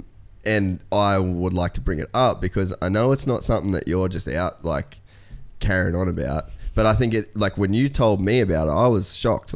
You're a full-time athlete. Yeah. And it's I get the argument of guys should get paid more based on what guy is Toby sells motorcycles, right? Yeah. Fair call. Mm-hmm. And it's if you were on a KTM and he was on a KTM, Toby Price would sell more motorcycles than you. Yeah, but Toby Price is Toby Price. So let's think I'm not racing Dakar. I'm not Leia Sands. Yeah. Okay? So let's don't compare me to Toby Price. Compare me to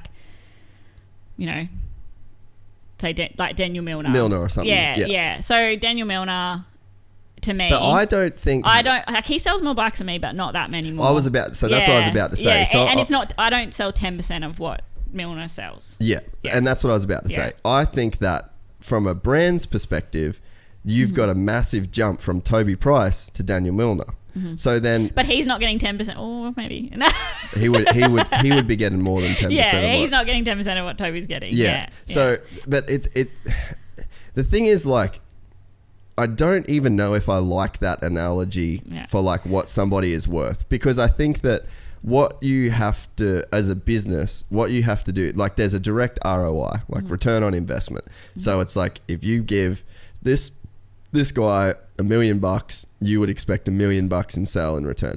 Now, that's bullshit in motorcycling. Ricky Suzuki, I don't know when they stopped paying Ricky for his... Dungey. Suzuki was paying Dungey while he was at KTM. So, they couldn't afford to pay Dunge. I'm confused. But so all of his contingencies and stuff, so they were still paying off what he had won while he was on another brand. Mm-hmm. So it was millions and millions and millions of dollars in that return. There's probably not that return in motorcycles. Yeah. So that's where I think people have to shift their thinking, and that's where I think a top tier woman that is at the top of their field, I don't think you should hold that person to an apples to apples consideration of what is she going to sell in bikes. I think that there's a bigger brand picture that you've got to talk about. I think it's a little bit what comes first, the chicken or the egg as well, because how can girls really accomplish what boys are accomplishing if there's no support? But so brands want to wait till there's a full grids and we're absolutely shredding, and then they will pay but someone has to come someone has to come first. Who's responsible for building the industry? Yeah, and so then I said I keep saying I don't like that. I do too. It pisses me off, trust me. So Yamaha has a business, not a charity, so I don't expect them to, but I freaking would have liked them to, because someone has to make the call, someone has to do it first. And so surfing's equal pay, tennis is equal pay. I just saw Charlie She was a Fox chick. I met her on that Fox ride camp that I went on. I remember the name, Fox ride camp. She was a wakeboarder. And so, you mean Charlie, the Channel 10 chick? No, she's a young chick. She was still in school then a few years ago. Okay. And so she's sponsored by Malibu and like is killer. And she's still super young. She'd be under 20. But yeah, I saw on her Insta that, made history, equal prize money today. So wakeboarding, equal prize money. So, it's catching on, but I just hope that motorcycling isn't the last to do it as well. The thing is, someone though, has to, and like I said, it doesn't have to be equal, but not like spit on my face money. Like the same as because there is an expectation from, like, I know Ray Howard, that dude wants to win. Mm-hmm. He wants to win with everybody. And so it's like, Ray was fantastic. Like he was the dude that I was in contact with for the 10 years that Yamaha supported me, and I have him to thank for so much of what I did. But the thing is, though, is like he wants to win. Like he gives bikes to people. He wants to win. He wants Jay Wilson to win. He wants Dean Ferris to win when he's on Yamaha. He wants Luke Clout to win. So it's like there is an expectation that, like, if you're the top tier person on Yamaha, that whether you're a guy or a girl, you like will be like in contention to win.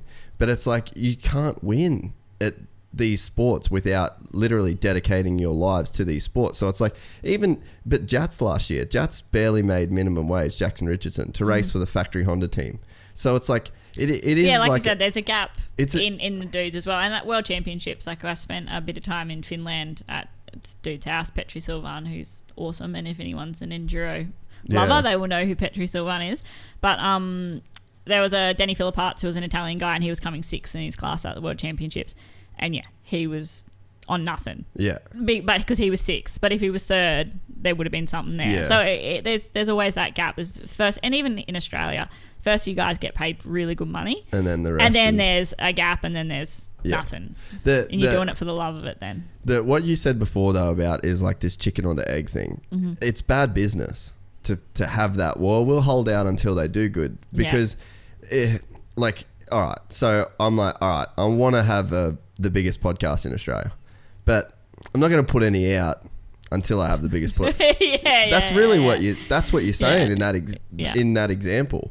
And it's like, I'm not going to make that happen without investing in it. Yeah. And to invest in that takes time. To invest in that takes money. Mm-hmm. And it's like, that is what business is. And I think that I think it is lazy business for people to ignore one whole section of a market or a group of people or a demographic because they're just not making that much money yet. Yeah. It's like the potential's there, like 130 girls for a Conondale ride day, like trail ride. And it's like, you have to have a bit of foresight, and in business, you have to take risks. And it's like, I'm not saying pay every girl, but it's like when the top dog chick in sport, in this sport, we didn't get paid to go race 6 days. Like us Aussie girls won 5 international 6-day enduro world championships in a row, and I didn't know that. That's crazy. Yeah, so myself, Taylor Jones, and Jess Gardner, and then I didn't race Chile last year because I'd retired. And Mackenzie Tricker took my spot, and they won again. So Australian women are 6-time world champions, and that's exactly crazy. Nobody knows. And so one year, like 3 of us girls were the Blue Crew team. But we didn't get used in any sort of marketing, and we won together and that was like the 4th year in a row. That was in Spain that year. Yeah. And it's just, so this is a really good opportunity to shout out to MX Store, because our industry can be really stale and inside the box thinking. And I have been working with MX Store for a bit over a year now, I guess. And from the moment we started working together, I was like, oh my God, somebody who gets it. And so working with them is just fantastic, and they have helped me so much, and they are the first company to pay me dollars. Yeah. And it makes me so happy, and it makes me want to work so hard for them and do everything I can for them, because they believe in me enough to actually give me money. Well, man, they sponsor the show. Mm-hmm. And I was going around and I was talking to different people, and I was talking to people that have been in the industry forever, blah, blah, blah. And then I'd get these emails back and it'd say the most ridiculous shit ever. And I'm like, you don't get it. You don't get it. Yeah. And then I was talking to Jeff and the boys there. Mm-hmm. And then I was like, this is what I want to do. We like to call him Hef. Yeah, he is kind of a bit. He's half, right? Yeah, kind of. So yeah, I'm hoping that really sticks because I've been trying that for a year now. Wait, consider it stuck. Yes. Consider it stuck. What's that? Yeah, no, it's stuck. El jefe. But you know, like I talk to them, and that's the thing is like with the sponsors, like we don't have a lot of sponsors on here, but it's like they have to get it because like this thing that we're trying to do, like it's a couple people in a room and it doesn't look like a lot, but there's no, it's fantastic. You should see the outside of this joint. Yeah, oh yeah. Once you get outside, whew. Yeah. But you know, like it's so many people listen, and it's like we're trying to have a really positive impact on people. And it's like just because it's not the inside front page of Dirt Action or whatever, it's like doesn't mean it's not valid and it's not new, and it's like we can try things, and you know I want to work with those kinds of people, and they fully get it. And like that's the thing that I said when I was having meetings with those guys as well, and I left me, I'm like cool, they get it. Yeah, you walk out with like a little hop in your step because they get it. So and that's the thing that, you know, and I've been through this shit with the filming. Like I was filming in 2007 when YouTube wasn't even really a thing. All my videos first went on Vimeo. Like that's how long I was doing it. And I was telling all these brands, you need to make videos to put them on Facebook. And if you put it on Vimeo, and they were like, nah, not having it.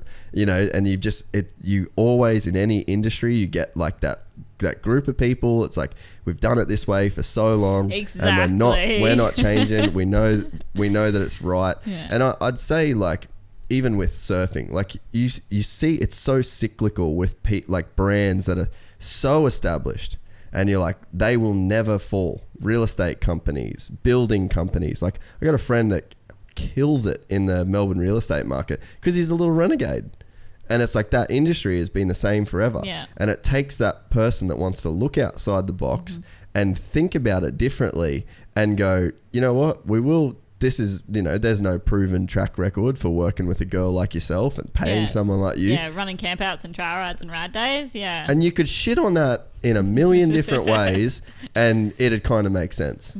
But when you do it and it works and you have a little bit of that like blind faith. Yeah, and like I wasn't selling out in the beginning, you know, with the campouts and things. But it's these things, you know, there's a bit of a snowball effect and they're starting to pick up pace, and and it's freaking awesome. And MX Store, like, so Fox Women's Off-Road Campout, so Fox were the initial, like they started that, and some cool brands like Unifilter, Force, Sparkbuster, they have always been on board with it, and they've always been on board with me, which is really cool.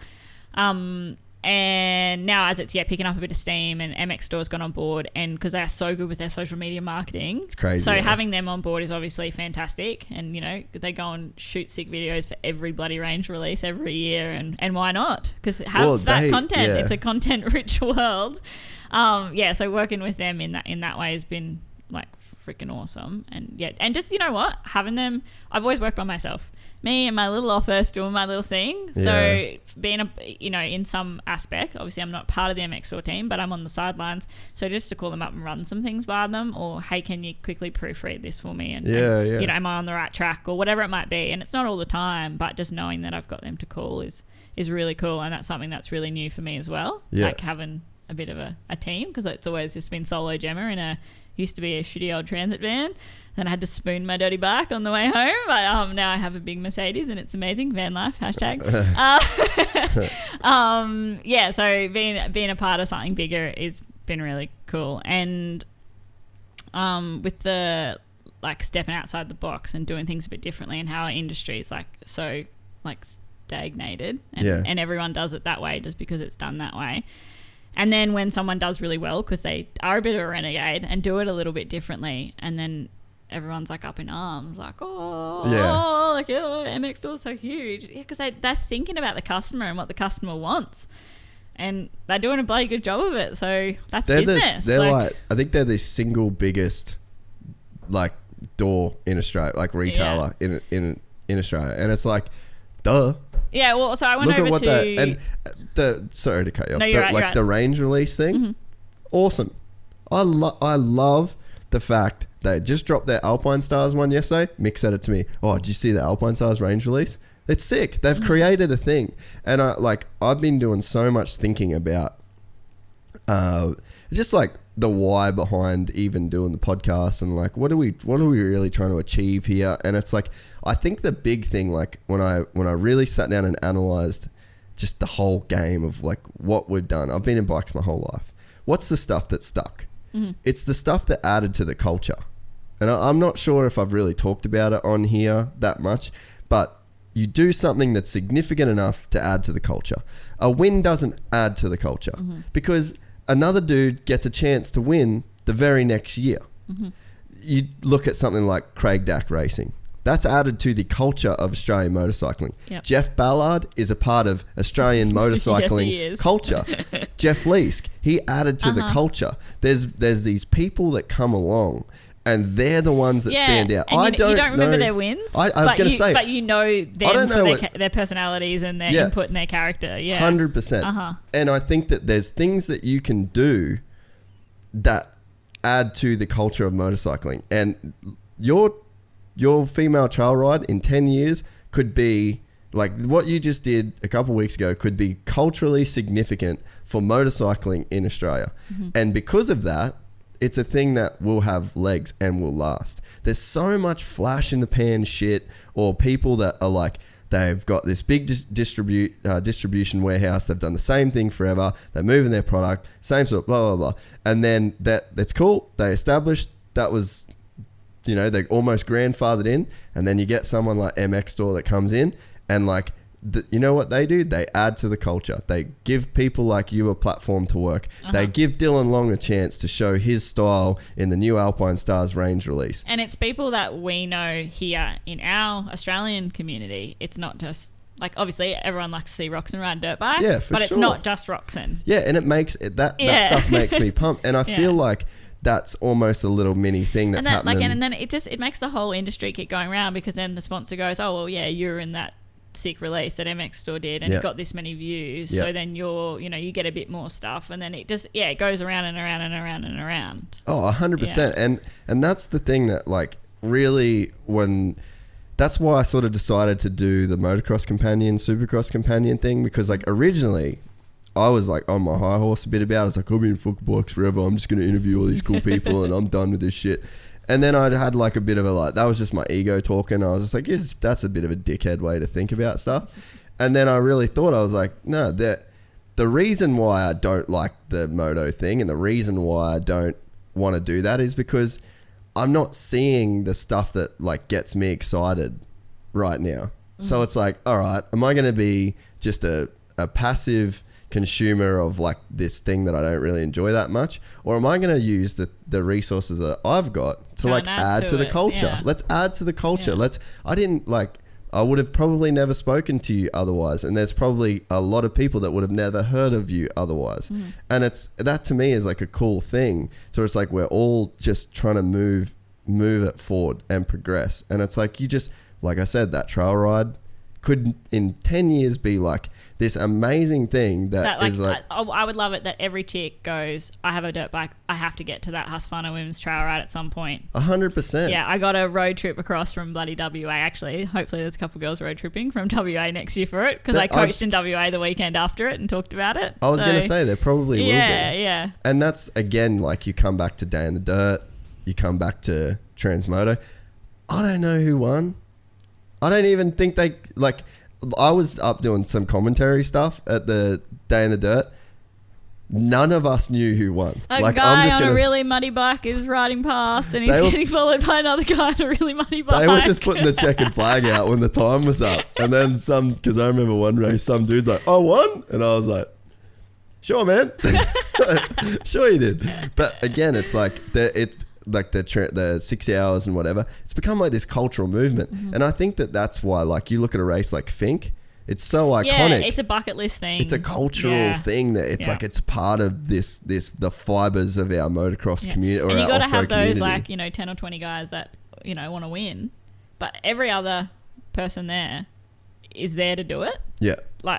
And then having the inaugural like that, there's a race that's trucked in a a women's class now, so last 2 years. So my co-coach for all my events, Elise O'Connor, she was the first ever inaugural Finks fastest female. Really? Which is super cool. Yeah, that's crazy that hasn't happened earlier. Yeah. I mean, like, you know, like Taylor Jones was the fastest female a few years ago, and I think Meg like Rutledge, but it was unofficial. Yeah. Okay. So Elise was the first ever official one, which is super cool. That seems like a no-brainer to have a girls' class there. Making it happen, you know. Yeah. But isn't it funny though? Like, this is the conversation. Is like, I'm very ingrained in the motocross off-road, well, not off-road, but in the motorcycling community in Australia. Yeah. No idea there wasn't a chicks class, I think. Well, had our on the weekend.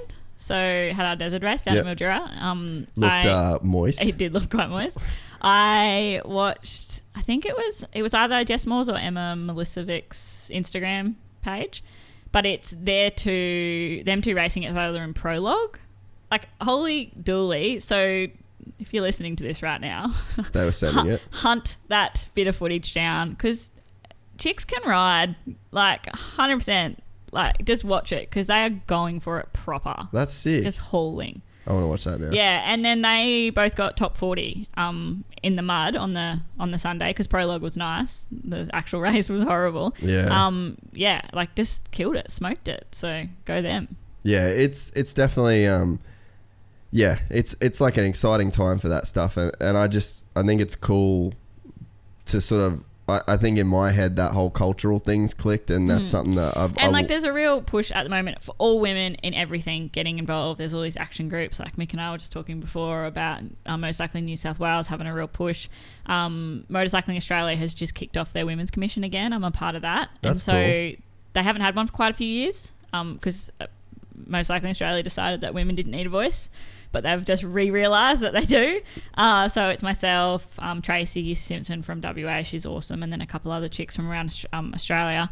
And we're still trying to work out what we're really doing, obviously, because we're a volunteer group working phone links and things. But obviously our goal is to just make it more accessible and promote women, because, again, what comes first, the chicken or the egg? The media needs to get behind and push not just the girl that's winning, but every girl that's involved. Like the AORC videos, I've said it a million times. Yeah, I remember you saying this the other day. They do not even put a second of a female in the wrap up for the end of the weekend and the final for the year. So like Jess Gardner wins the Australian Off-Road Championships last year.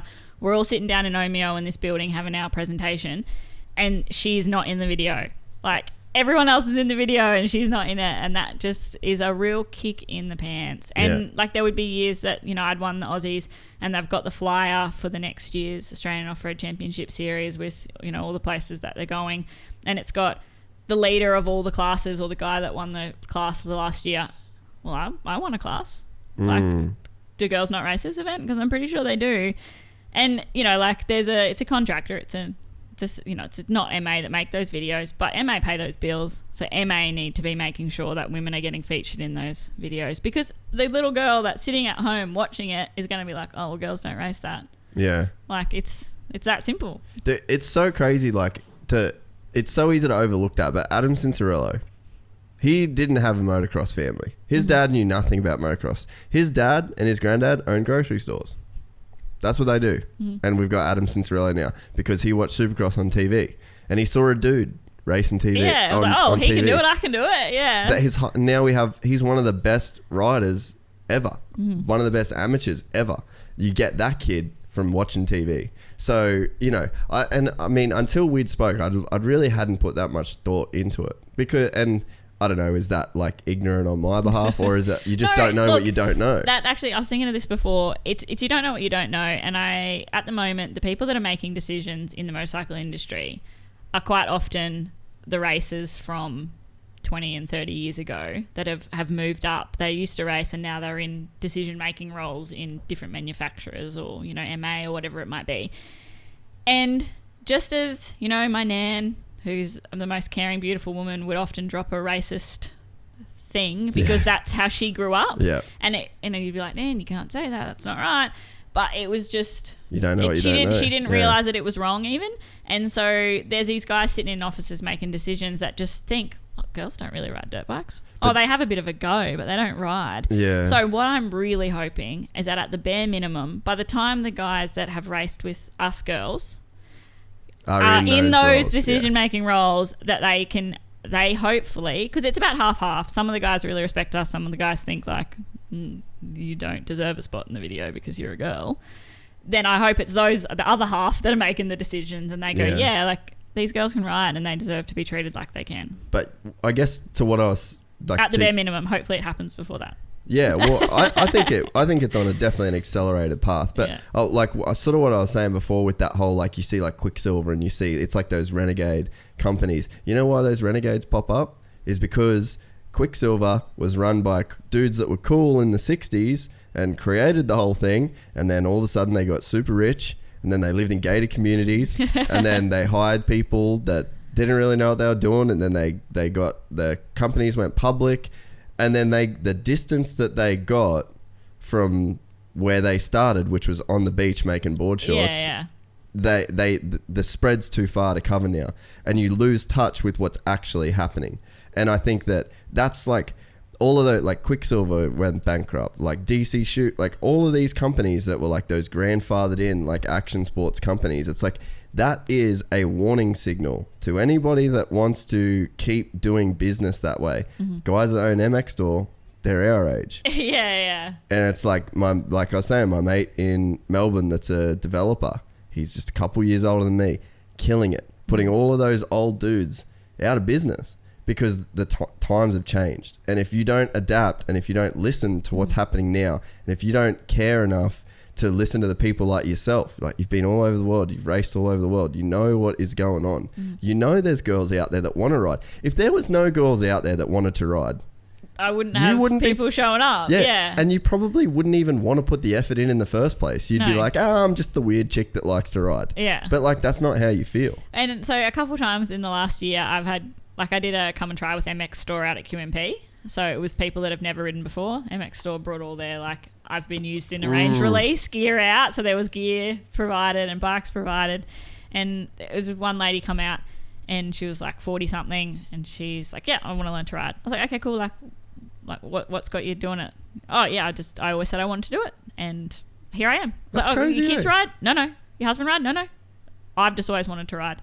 Fan-freaking-tastic. Yeah. Like, and that's happening more and more where, like, no one's got them into it. They've gotten themselves into it because they want to. And why shouldn't they be able to? Like, oh, for sure. Yeah. But, 10 years ago even, you just didn't see it as much. And I like, quite often at the beginning of my Fox Women's Off-Road campouts, because it's only 25 women, so it's capped at that so that everyone gets to know everyone and it's a real, like, small kind of vibe.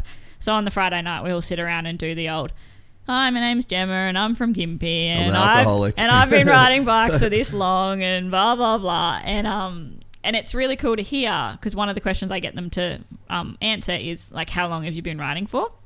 And so often I rode from, like, about 6 to 12. And then when I was told I had to be a girl. Yeah, and now I haven't ridden for, 20, 30. Like, we've had a 62-year-old at the Fox Women's Off-Road camp out, so 20, 30, 40, 50 years ago, I haven't ridden for that long, and now I got a bike again 3 years ago. So even 5 years ago, it would have been me and, like, 5 other chicks sitting in a paddock. But now it's me and 25 other chicks sitting in a paddock, which is super cool. And yeah, and like you said, I wouldn't have events if there wasn't a demand. And so, like, kudos to everyone who got involved with the Husqvarna Women's Trail Ride for seeing that there's 130 potential customers that previously just aren't getting spoken to, and now, like, they can. So yeah, like, everyone who got involved, because it was freaking cool. So, and the club as well, like, Green Park is sought after. They can only have 12 events there a year. So every event they give to someone else, they don't make money from. So obviously, like, I had to pay a fee for using the property, but they did me mates rates because we had no idea whether I was going to get 10 girls or 130 girls. So next year, bigger and better, and I'm sure it won't be mates rates. I'll have to give them some more money. But yeah, like, go them. They saw, and it's a club with blokes. Yeah. And they were like, no, we want girls to be a part of our club. And I think too, when my husband and I got talking about it, if you think of, like, the people making the decisions, and even just the clubs and, running trail rides and whatever it might be, there's not a lot of women in those roles. There's not, like, women officials. So I just did a Women's Leaders in Sports conference in Sydney for 3 days, and it was 10 women from Motorcycling Australia and 10 women from Rugby Australia. And so we got together and did 3 days on how to be leaders, which was awesome actually. And I forgot what I was saying. Like trying to get more women involved in the clubs themselves. Yeah. So it's all just guys, Yeah. right? So officials, that's right. So officials, I there was a lot of. I was a real only rider. There was me and one other girl from Tasmania that were riders, and everyone else were mainly working in official roles, and a few of them rode as well, of course. But I hadn't really thought about it from that perspective that you need women's officials. Because they are making then decisions that are going to affect everyone, and it needs to be inclusive and diverse. Like and the thing is, and again, it's like you just don't, like if you're a guy, it's like you don't know what a girl needs if there's no one so around like that there to dude tell that you. writes on my Instagram like, oh, it's just weird that you have women's only events. I don't Fuck get you, it. bro. Rah, rah, rah, rah, rah. And I was like, thanks for your input, but we're not saying that men are bad, and we're just creating an environment that women want to be a part of. But then a female got on and said, I've done one of Gemma's events. I've ridden for years. I ride with blokes all the time, and I'm not going to stop riding with blokes. But I cannot tell you what it was like to be a part of that female-only environment, and it's something that I cannot wait for to do again next year. And I was like, see, there's someone who's come and experienced it, and so it doesn't matter what old mate says. I can't let that affect me. I need to listen to what she says. I just, like, I can't get, and like me and Mick will like see comments on YouTube and stuff, and Mick will be like, how's that guy? And I feel sorry for people that can see such a negative in a situation that everyone else is seeing good shit in. Yeah. That to me, I think that's like the bigger problem. Do you think that they would say it to your face, or it's just because they've got a keyboard and a screen? No, they wouldn't. Yeah, but I mean, I've had a few keyboard worries at me lately, and I'm learning to be more resilient about it. Yeah, it's hard. Like your natural instinct, like it's a survival instinct to pay attention to the negative more than the positive, because positive, fine and dandy, but negative stuff can get you. Yeah. But I feel genuinely sorry for people that can see us. Like, there's some stuff that I'll see on YouTube where I'm like, how could you like get that from this? Yeah. Like, you've got to be in a super negative, like bad weird, place. yeah. Like, you've got to be in a bad place to even see, like, and there's some stuff where I'm like, I guess I can see what you're talking about, but like at the same time, what the fuck did you think of that? Like, that's just weird. And I get it too. Like, every husband of every wife that was there was like, oh, like, why can't we come? Oh, like, of course they wanted to come and have a fun weekend, but they can go next weekend and have a fun weekend, because guys don't need a special weekend to load up their bikes and go riding. And that's what I've been hearing for the last 5 years with the camp out. Oh, have a coaching, for us guys. And I do. I run the open coaching, which is guys as well. But yeah, the end of the day, guys don't need a special weekend to load up and go riding, because that's what guys do. And hopefully that's what girls will do soon as well. But that's just not happening just yet. Yeah, no, I think it's awesome. I'm fully on board, and definitely just when we met up a couple of weeks ago, it definitely like opened my eyes up to just. It's just, I guess it's like, I would have not shared the thoughts, but like, I'm one of those guys that just like never really thought about it.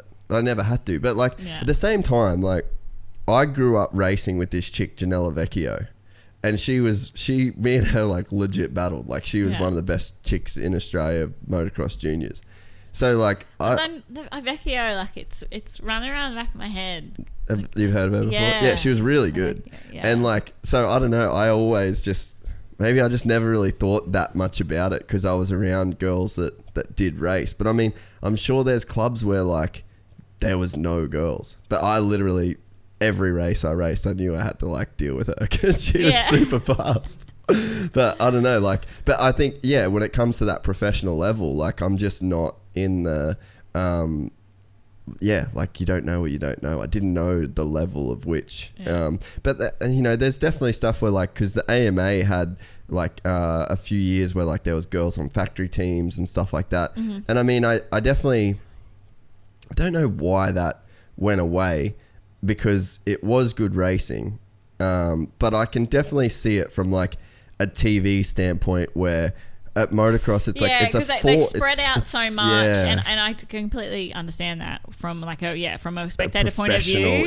And you've got only there is racing there, but quite often the girls kind of just spread out, and it's not as interesting to watch necessarily. But again, you gotta it's have that it chicken for and the it to egg happen. thing. So like Courtney Duncan, New Zealand chick, She's one of the best people I've ever seen ride a bike. The first time I saw her ride, I was freaking out, man. And then what was the other New Zealand chick? Catherine Prom before Catherine her? Prom. Yeah. She's gnarly. Yeah. She's so gnarly, dude. Like, yeah, she was full on. And then, like, you know, obviously Leia Sands. Like, I raced her for 5 years at the World Enduro Championships and she won every time. I beat her in 3 tests in a row in Spain once, though, which is obviously the cool thing. Yeah, even Toby said she's, like, legit yeah, fast. like, she just had a crack at Erzberg and, like, didn't make it to the end, but she got, like, 39th or something. That's ridiculous. Yeah, and she wants to go back and try and make it next year. And, you know, if anyone can make it to the end, it's her. And then there's Sandra Gomez. So, Alfredo Gomez, the Husberg Extreme Riders' younger sister. Sorry, Husqvarna's. Husberg, what's that? That was years ago. Extreme Rider. Showing your age. His little sister, Sandra Gomez, like, she is phenomenal as well. And, like, the stuff, she races, like, all the West Series, like the Hispaxia that just happened, Erzberg, like, Romaniacs. And, like, there are some chicks doing some cool shit. I wonder why Ashley Filek she should have been a superstar. So I think it must have just been like a little video or something on YouTube. I remember seeing something quite a few years ago about how it just got to a point where she was just costing her dad a fortune. So she wasn't getting paid. No, and she wasn't getting paid. And you know, she was on factory Honda. And at the end of the day, it's just a race, and she had to make a decision. And the decision she made was to not do it anymore. Yeah, see that to me, like, I feel like, and again, it kind of comes back to that conversation. It's like someone's got to step up, because it's like the market's there and it feels like it's on the edge of, like, really. And, like, so Taylor Jones, she ended up working with Waratah Lawn Care, which is a landscaping mob. I'm pretty sure I got the name right. In Sydney. And they supported her fantastically and it really got her to that next level because she had the funding. But that, like, they're not from the industry, obviously. They landscape. And Jeff was just a mad dude who helped her out, and that's super cool. And, like, but it needs to be more than that one-off random company that helps that one-off random chick. But, you know, she's over at GNCC's now, and I wrote it because I used to write a column for ADB, but when I stopped writing, they didn't want my column anymore. And maybe they thought it would just be shameless self-promotion of my events from then on. But I really think I could have kept writing it. So ADB, get me back. Hook it up. Life of Transmoto instead. Yeah, come on then. And so, yeah, I wrote a column about, you know, us women and getting paid or whatever it was, and that Taylor's got herself over there, and, like, she's got this wicked mechanic, Stewie Baylor. So his sons, the Baylor boys, like, race GNCCs and stuff, and he's awesome. She's got this wicked mechanic. She's living this proper, like, hell of more factory life than any of us girls will ever live over here at the ALRCs. And I was, like, getting paid. And so I sent her, like, the screen capture of it. And I was like, can I write this? So, like, is this actually what's happening? And she's like, yeah, it is actually what's happening. That's so cool. So go Taylor. But she got some support from the random, you know, lawn care company to get her that point. So, like, that was the chicken or the egg, depending on whether you believe the chicken or the egg came first. And got her there. But there needs to be more than just that. I think, too, like, and it's not just in women's racing, it's in guys as well, but there's definitely like, well, I know especially in guys, there's a level of entitlement of, like, well, I'm fast, so you should give me everything for free. Yeah, but you got to do more than win, like you said. You've got to add something. I'm a total believer in that. And I think that's where, like, all the tools are there, man. Like, Jackson Richardson is the perfect example. That dude edits videos on his phone called Jats Mix, and he's, like, famous for it. You know, and he backs it up. He's won 2 Supercross championships. He's one of the best riders in Australia. But it's like he's carved out his own thing. And it's like if someone goes, you know, like we're helping him do, like, some sponsorship stuff. And it's like you talk to people and they're like, fuck yeah. Like, we're in on the Jats Mix.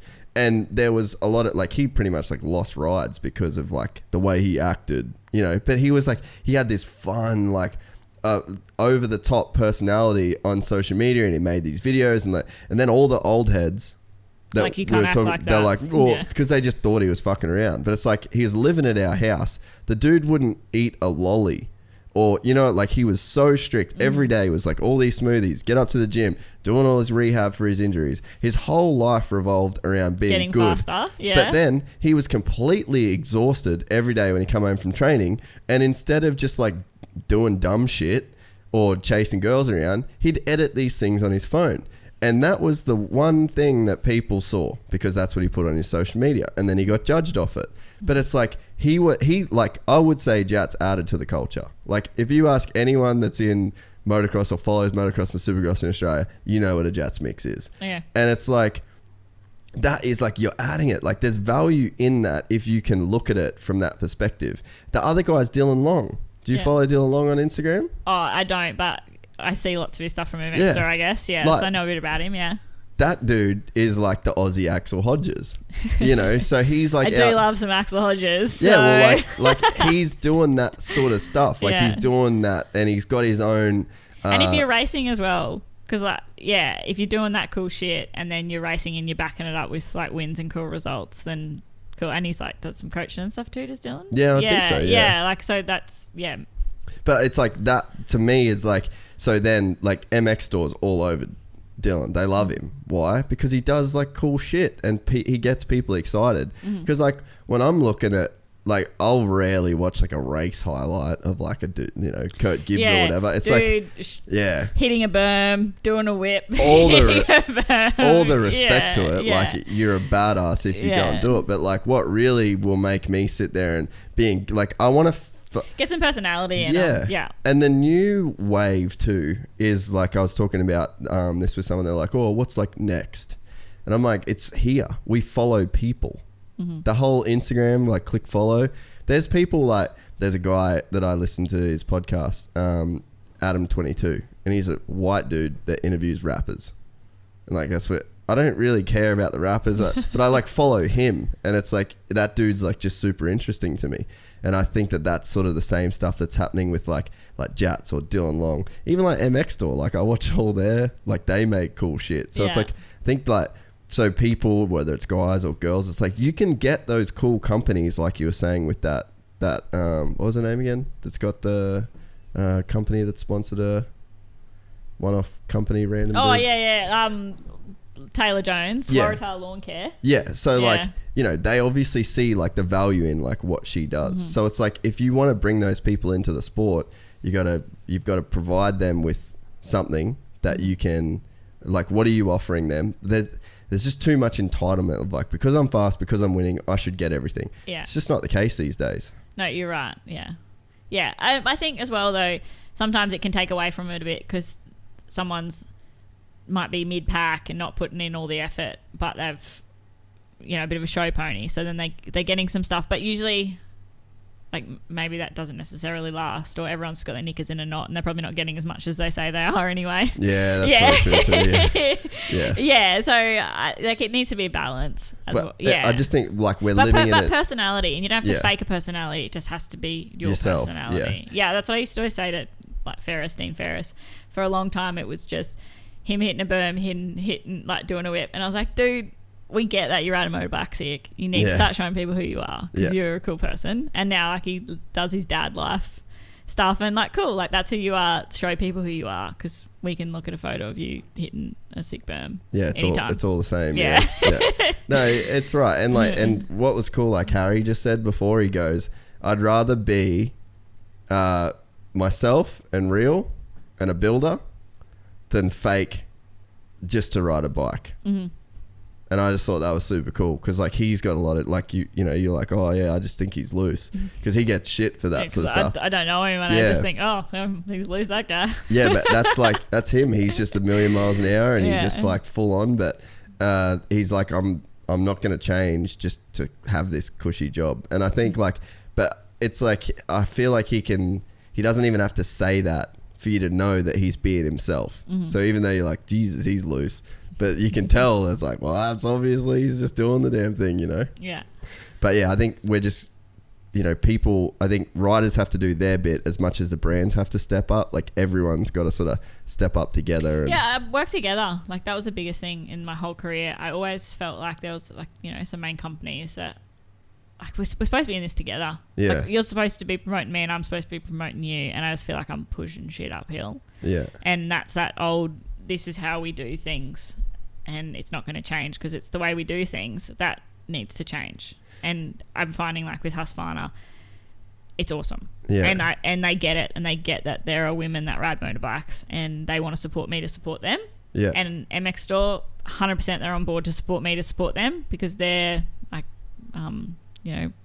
slogan, well not slogan, but their ethos for their business is making riding safe and accessible. Yeah. Fancy that. That's exactly what I'm all about too. It just, and when something works, it works, and then we can both do our jobs really well. Because they get shit from me and I get shit from them, and that's how it's supposed to work. Yeah. Is there, are you glad, or was there like a point where you just thought you'd be done and completely out of racing and you would have never got a chance to make the impact that you have? Like, you never would see it come around to like where it's at now. Because like you obviously was like, didn't know, oblivious, I was just doing my thing riding, super bitter over it, wished that it was different, stopped being bitter, started changing Stephen it. Gall, actually, I did some training with Stephen Gall for like 6 months, and it totally changed the way I looked at the world, Really? at racing. I rode differently. I won another couple of Australian championships and world championships, and it was all because of Stephen Gall, because did he he say? is a coach in every sense of the word. So I used to pick him up from Robina, and we'd drive out to QMP together, ride for the day, and then we'd drive home together as well. So there was like a good, couple hours of talking and riding. Yeah. And I don't even remember what he said, but he just got me thinking about things so differently. And like, so I credit the last couple of years of my career to Stephen, because I wouldn't have, like, I would have quit. I was about ready to quit. That's crazy. A few years ago. And so maybe if I had have left like bitter and feeling, because when I was going I've through seen that shit, like, man. yeah, I know quit? so many dudes that quit. Yeah. They're like, when I was filming nationals and they got nothing to do with it, and they're like, And I'd You don't like wanna one be day like that. I'd be like, I'm going to quit, and the next day I'd be like, no, who am I without riding dirt bikes? Like, oh no, but I don't want to do this anymore. But what else have I got in my life? Like, I had a law degree and a fiance and a home and a family, and not children, but like obviously a family. Yeah. But yeah, like I'm the motorbike chick. Like, who am I if I'm not the motorbike chick? And then I awesomely got, like, Stephen helped me out a bit, and we did some stuff, and then I changed everything, and I went for 2 more years or 3 more years or whatever it was. And then when I quit, I knew that I'd done it. Like, I knew that I'd done everything I wanted to do in the industry, and it was the right decision. And then I still worried for a little bit, because I had committed still, obviously, to the end of last year to a couple more Fox Women's Off-Road campouts and the Fox Women's Ride Day. And I thought, but do I even like bikes anymore? And then about a week... Because without racing, like, is that... Yeah. And then about a week later, I went and rode, and then I just rode and I rode and I rode, and I did Day in the Dirt and Dust Tussles and my events, and rode and rode and rode and rode. And then I flew down to Omeo for the last round of the AORCs. And because I was... Actually, something we haven't talked about, I actually did lose the plot when I quit racing, even though it was my decision to quit, and I felt like I'd achieved everything, and I had other shit going on. Like, I've got a law degree and a teaching degree, so I had a career outside the industry. That's insane. I had the Fox Women's Off-Road campouts and stuff, so I had like a building career within the industry still. But I was like hives every day. Really? Like, just... My poor husband, I was a nut job for the first couple months that we were married. Far out. And I never really told anyone about that, but holy shit, you should have seen the hives. So what that do you I reckon? got. Like, you were just having like anxiety about like an identity crisis. And almost. I'm not good at like dealing with stuff that's bad, because I'm a very happy person. And so instead of dealing with it, I was like, I'm fine. It's all fine. I'm totally fine. So I ended up going to a sports psychologist. And not with like a tick, like... Yeah, and she's like, those hives are your body going like you're not fine. So I just had to actually deal with what was going on within me. Really? And then I stopped getting hives. So you were like suppressing it to the point. So you'd have like internal dialogue about and like... I'm fine. And then fine. you'd shut it down. Like you'd actively... Damn, that's like some crazy willpower. Yeah, and then just like scratching my skin off, lumpy, really horrible, and then it turned into exercise induced too. So the only thing I still had was going for a run, like rollerblading. I rollerbladed at Burleigh. Tell me you don't rollerblade. I am a mad keen rollerblader. You still rollerblade? Yes. So I went for all right, well, that was the Gypsy Tales podcast with Jemma Wilson. We've had fun up until this exact point of the interview. Okay, I'm going to use some rollerblades. You want to come with me? Fuck all that. I'm not doing that shit. It's so much fun. You can cover so much ground, and you just like it's like blading, like four in a row. Four in a row, not skates, blades. Oh. No, they're sick. Okay. I thought we lost that. Yeah, I thought they were illegal. I didn't think they still have. Actually, they don't really sell them in Australia. So my husband and Yeah, I no shit. had No. the only ones I could find were they look like Hot Wheels ones, and they were red with flames on them. So we had matching ones for a few years. And then in Andorra, in Europe, because they're still big in Europe, well, they probably have like already caught on because Europe's in front of us when it comes to rollerblades. I got a pair in Andorra, and they're sick. So don't judge me for my rollerblades. They're really fun. We when I was in the US with the film company, we were like, we had some shoot, and we were like, man, we need to get like a cool, smooth shot. But it's like unlevel ground or whatever. So like, because we had a skate ramp at our house. Yeah. So we were like, we'll just skateboard, and we couldn't do it. So then we like went down to Dick's Sporting Goods and we bought some rollerblades. And my business partner Jay was like, he's like, you're gonna wear these out. I was like, I'm not fucking wearing that. And we like full had this Mexican standoff in the shop of like which size shoe to get. And I was like, I'm out, bro. I don't care if we get this shot out. Like I'm done. And then he ended up doing it, and oh my god, it was like watching a baby giraffe be born. It was the funniest thing ever. But yeah, so no rollerblades for me. You know what's funny? One of my best friends actually was like a sick rollerblader back in the day. Like he was solid, but yeah, I just thought they would go on. Oh, I can't like do drop-ins at skate parks or anything. I can't so you're pull not up. An extreme rollerblader. I actually have to run into things to pull up. Don't you just like drag your foot at the back? Well, that's how you do it. It's not how I do it because How I do just you run do it? into things. Do you just go? No, I just run into things. Oh, really? Yeah. Why don't you do the drag thing? I'm just not good at it. Have you ever ice skated? Oh, like a couple times. Yeah, I like Not a that. lot. That's Yeah. pretty sick. Yeah. You like ice skating, you like rollerblading. No, but see, anyways, ice skating's got a bit of danger, you know what I mean? It's like a sharp blade, it's like hard ice, I don't know. That rollerblade I had down here at Burley, and then a mate was like, oh, I'll meet you for coffee. So I rollerbladed back. I'll see you there. Yeah, I rollerbladed back. And he films me as I come rollerblading towards like Connor's Cafe. And him and a mate are sitting there, and I'm like, hi. And then I was like, oh, too fast. And just went past him and I run into a wall. And come back and sit down. But so yeah, even that gave me like mad hives in the end. I think you just had hives from rollerblading. I'm just you were like so getting off the rollerblade topic here because you're giving me too much shit. Oh, that's so funny. Fuck, rollerblades. Yeah, that's a blast from the past. Next time I rollerblade, I'm going to tag Gypsy Tales in it. Yeah, do it. Yeah. You know what? I can't talk shit because when Mighty Ducks came out, remember when Mighty Ducks came out? Mighty Ducks came out and I was like, Mum, I'm going to be a professional ice skater. Do you know who likes rollerblading? Who? Pete Anderson from MX Store. Does he really? Yep. Oh, I can't talk shit then. Yep. So there you go. Maybe there's like a secret underground rollerblading like cult of like, like a full secret society. No, I said to Mum, I was like, Mum, I need to tell you something. I'm gonna be a professional ice hockey player, and I need to go to the sports store right now, and I need to get a hockey stick, and I need to get a hockey puck, and I need some rollerblades. And I fucked up our roller door like heavy. I put a washing basket on its side, and I made like a goal. And me and my brother, we used to just play like ice hockey in Cairns in the middle of summer, and like I've just thought it was the coolest shit. And that lasted for a hot minute because that was my fave. That was the most gangster movie ever when I was a kid.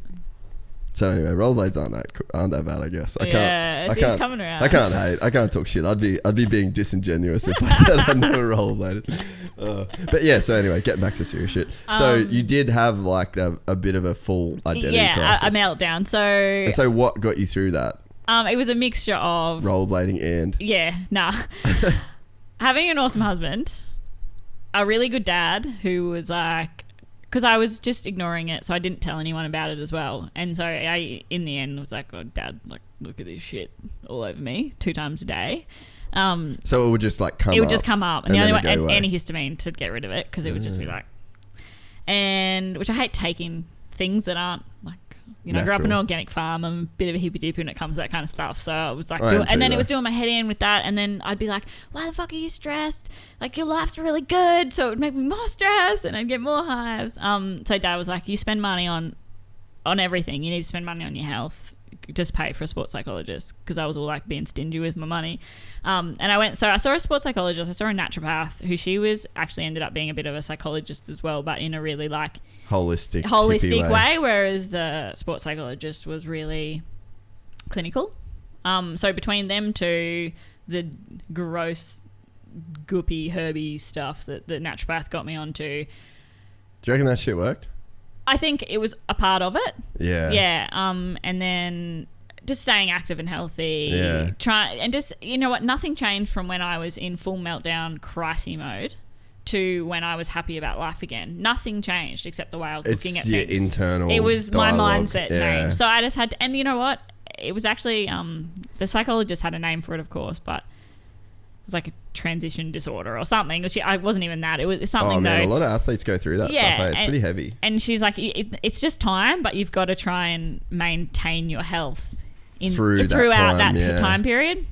So I was fine. I come out the other end of it fine, but it just got me thinking, like, if I was someone who was in the prime of my career and got pushed out of my sport, holy do I can see why drugs and alcohol and things become a problem for some people, because that would be gnarly. Because it was gnarly and I chose it.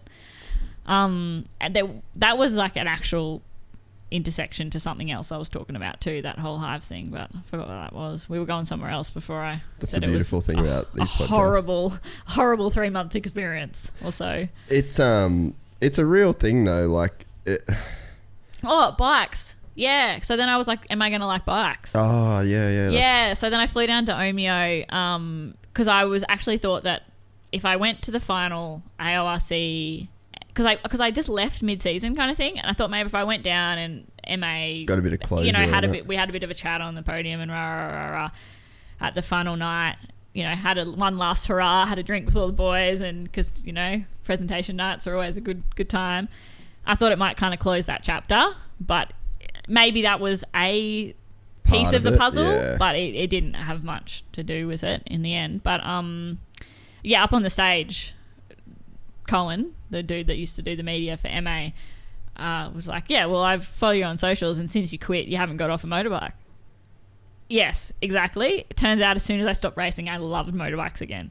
The last sort of 18 months of my racing career, I only rode on race day. Yeah, really? I was over it.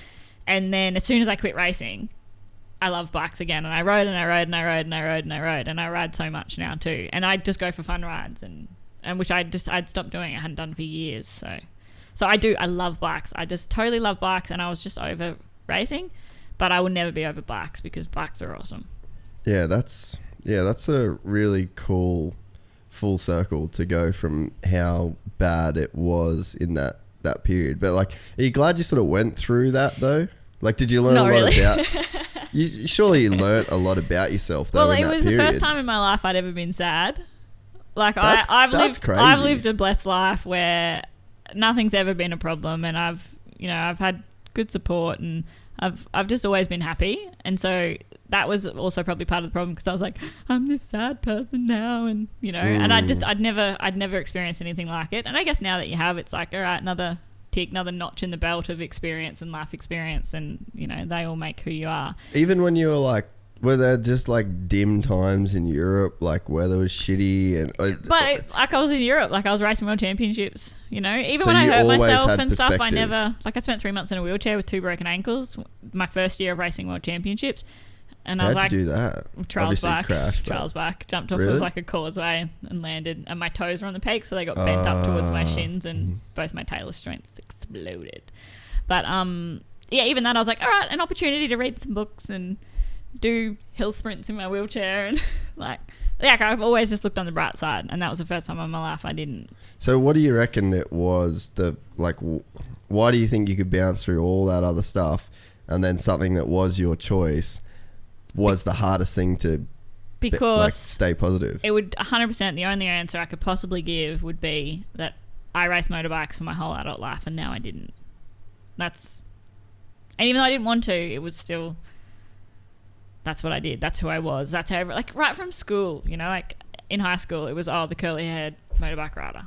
Like, it was always who I was, and now I wasn't a motorbike racer anymore. Yeah. But turns out there's this whole other world of motorbike riding that isn't racing, and it's really fun. Yeah. So, and I just had to relearn that and re-see that, because obviously I knew it when I first started, because, I started riding when I was 12 or whatever. Didn't start racing until I was really 16. So there was 4 years of fun times there and I'd forgot that existed. Yeah. And now I've remembered. That's so cool. I love hearing stuff like that where, you know, you had to earn that love for something. You know what I mean? Like, you had to really rationalize it. You had to go through some shit to like get to that point where like, okay, yeah, I love this shit. Yeah, I think too. Yeah, I don't know. I'm just not like, I just wasn't good at dealing with it. And then like some other things were happening in other people's lives around me that were gnarly. You know, like cancers and people losing people, and I was like that shit is the shit that you get hives from. Not that my life is fantastic and I'm getting these hives. So I was really beating myself up about it, and I just had to kind of, I just had to let it run its course. Yeah, your brains can be. But, you know, I said I got, like, it become exercise induced. So I'd go for a bit of a run or a pushy ride. Like, I went pushy riding in Yeppoon with my mate Elise and, like, had to bail halfway through because, like, I was just covered. It was horrible. I went home and had a Finnegan and passed out for 5 hours. How good's Finnegan? Oh, man. I remember my mum used to give that to my sister when we'd go up the Cape when she was, like, in the car crying and shit. See ya! And they were the bomb. That's probably like the only time I took them. Someone else gave me I used to, like, I would take non-drowsy ones, but I had this one random one. I've lost my train of thought again. Exercise induced. Exercise. Sorry, I keep taking you out of it. But I never ever got them riding. So I was still coaching and riding in that time and stuff, and I'd be standing out in a hot paddock. But were you thinking about it when you were riding? You were probably thinking about the shit that was stressing you out. Look, in Yeppoon, I wasn't. Like when I was pushback riding, because long story short, it was Yeppoon Endurocross and we'd had a good night, and I had only slept for a couple of hours and then decided to do this pushy ride with Elise. She was coaching. She was the lead rider for this group of women to come and try day, and it's the first time I'd ever used cleats. And I was probably still drunk. You were concentrating so hard and on I was cleats. in cleats, and I just ate shit all day and then got covered in hives and went home. Good day. Solid day. It's that your brain's a crazy thing, because like you were saying, you got all this, like, there's negative shit around you that's like really serious stuff, but you know, like in your, you know, your problems are still like, your brain can be this place where you can escape in your imagination. It can be like the most wondrous place ever, or it can be this tiny little black box. And it's very, very hard to learn when it does turn into a little black box. It's so hard for you to even see another way for that then to become that beautiful, bright, wondrous place again. Yeah. And I think that it's one thing that I say all the time, because I mean, I've definitely had some dark times, like especially living over in the States by myself, being completely broke, like I've talked about a bunch on here, and you go into like a very deep, dark black box, and then you're like, well, that's me now. I don't know, how do you get from here to happy and, you know, filled with like adventure and wonder and imagination and all creativity? It's like, how do you get back to that? But then I think that it's so valuable in life to get put into that box and then get out of it. Yeah. And then every time that you start seeing that thing creep in, and I mean, maybe it was just the fact that you'd gone 30 years without being in that black box. And it wasn't just me that was going through it either. Obviously, like, my husband and I had been together since I was 17. So, like, my whole career, he was there. And for the first part of it, it was my thing and he did his own thing. And then from, like, 2013 to when I quit, it sort of become our thing. And, like, in Europe, he was my team. Like, he was everything. Like, I couldn't have done it without him. So he had kind of put his life on hold in a way because he was my help. And then all of a sudden I was like, I don't race anymore. I don't need your help. Like, you have a business. I'm starting a business. You do you and I'll do me for a while. And so John was also coming to terms with his life being really different. And so he, 3 times a year could jump on a plane and come to Europe. Not a holiday, because World Championships, stressful. He is the most amazing human dealing with, me stressed out. Obviously, if he got stressed out or showed me that he was stressed out, it would only make me more stressed out. So he was so good at just icing it over and bottling it all up, and then at the end of the weekend being like, oh, so I'll tell you what happened to me on the weekend. Like, he was just amazing. Every time we'd come home from Europe, we'd have more grey hair. But in a way, he didn't have to put too much focus on him because he was so focused on me. And then all of a sudden it was like, all right, well now it's time to focus on you. What do you want to do? And there's like no excuses if you can't figure it out. So it wasn't just like, you know, we were the team and the couple and, you know, just got married as well. And all of a sudden our lives had completely changed. Yeah. And we were both going through it. So that was pretty tough as well. And so... Was it hard to figure that out? Because, like, in theory, you'd be like, oh, this will just be easier. Well, you know what? I was like, why is he being a fucking idiot, you know? And he was probably like, why is she being a fucking bitch? But now with hindsight, it's like, oh, shit, he was going through something too, you know? Yeah. And he would be like, oh, well, of course well, he knew I was going through something. And he's like, he's the smartest guy. He knows what I'm thinking and feeling before I'm thinking and feeling it. Like, he's... Emotional intelligence, he's up here, I'm down on the floor somewhere. That's because you've got one gear and it's happy.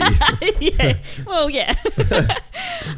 So, yeah, as we went through it, and then the hardest part was then probably we weren't super getting along as well, and we always get along. And then we worked it out, and then it all worked out, and it all worked out, and it's fantastic. And, of course, now we're even stronger again for it because it's another thing that we've gone through together, so... Yeah, welcome to married life. Sorry, John. There you go. Everyone in like AOSEs would be like, poor John. And it's just, you know, really just become a catchphrase. Poor John. Oh, here we go. Bloody Jemma and John. Poor bloke, that one. It's definitely got to be a pretty special experience, though, to like do that much racing with your partner. Like there's not many people that get to say that they do like, that much stuff together. Cruising around Europe, and like for the last couple of years he had like my secondhand bike in Europe, so spare bike, so he was a follow rider. So he'd be hooning around meeting me at all the tests, because by then we'd made enough friends that I could send fuel out with someone to that checkpoint and, you know, food out to that one and whatever.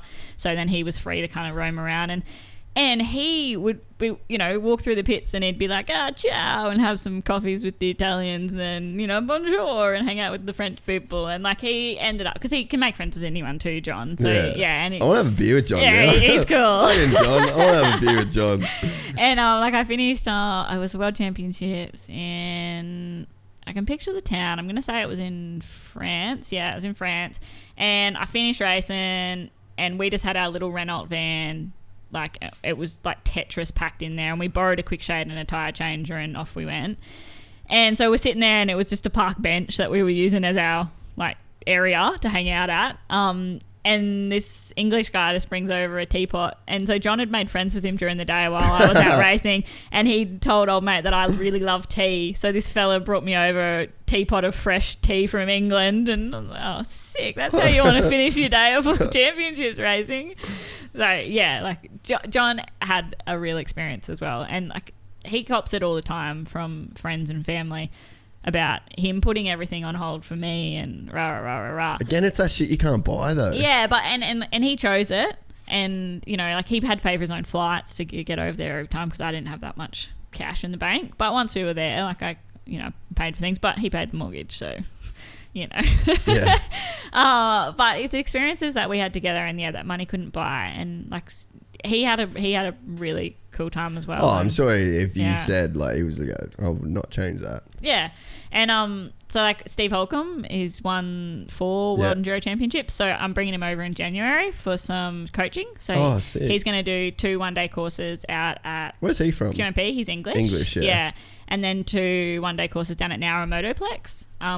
So first and second weekend of January. It's been nice and warm for him. Oh, yeah. Yeah. So, you know, and that's Steve. We hung out in Finland with him at that Petri Silvan guy's house, and we just ride bikes in the morning and eat frozen yogurt in the afternoon and do yoga, and like, you know, we were the 3 amigos and we just had the best time. So now we get to bring him over and hang out with him, and he's bringing his fiance, and so like, yeah, things like that and people like that he had those experiences as well. And because it wasn't just riding, like it was a lot of riding, but even riding, like, you know, John would be on the stopwatch doing our test times, and like he was a part of it as well. So, and it was cool. And I think a bit in Australia sometimes the Aussie boys can be like, oh, you're a dude and you don't ride bikes, I don't want to be friends with you.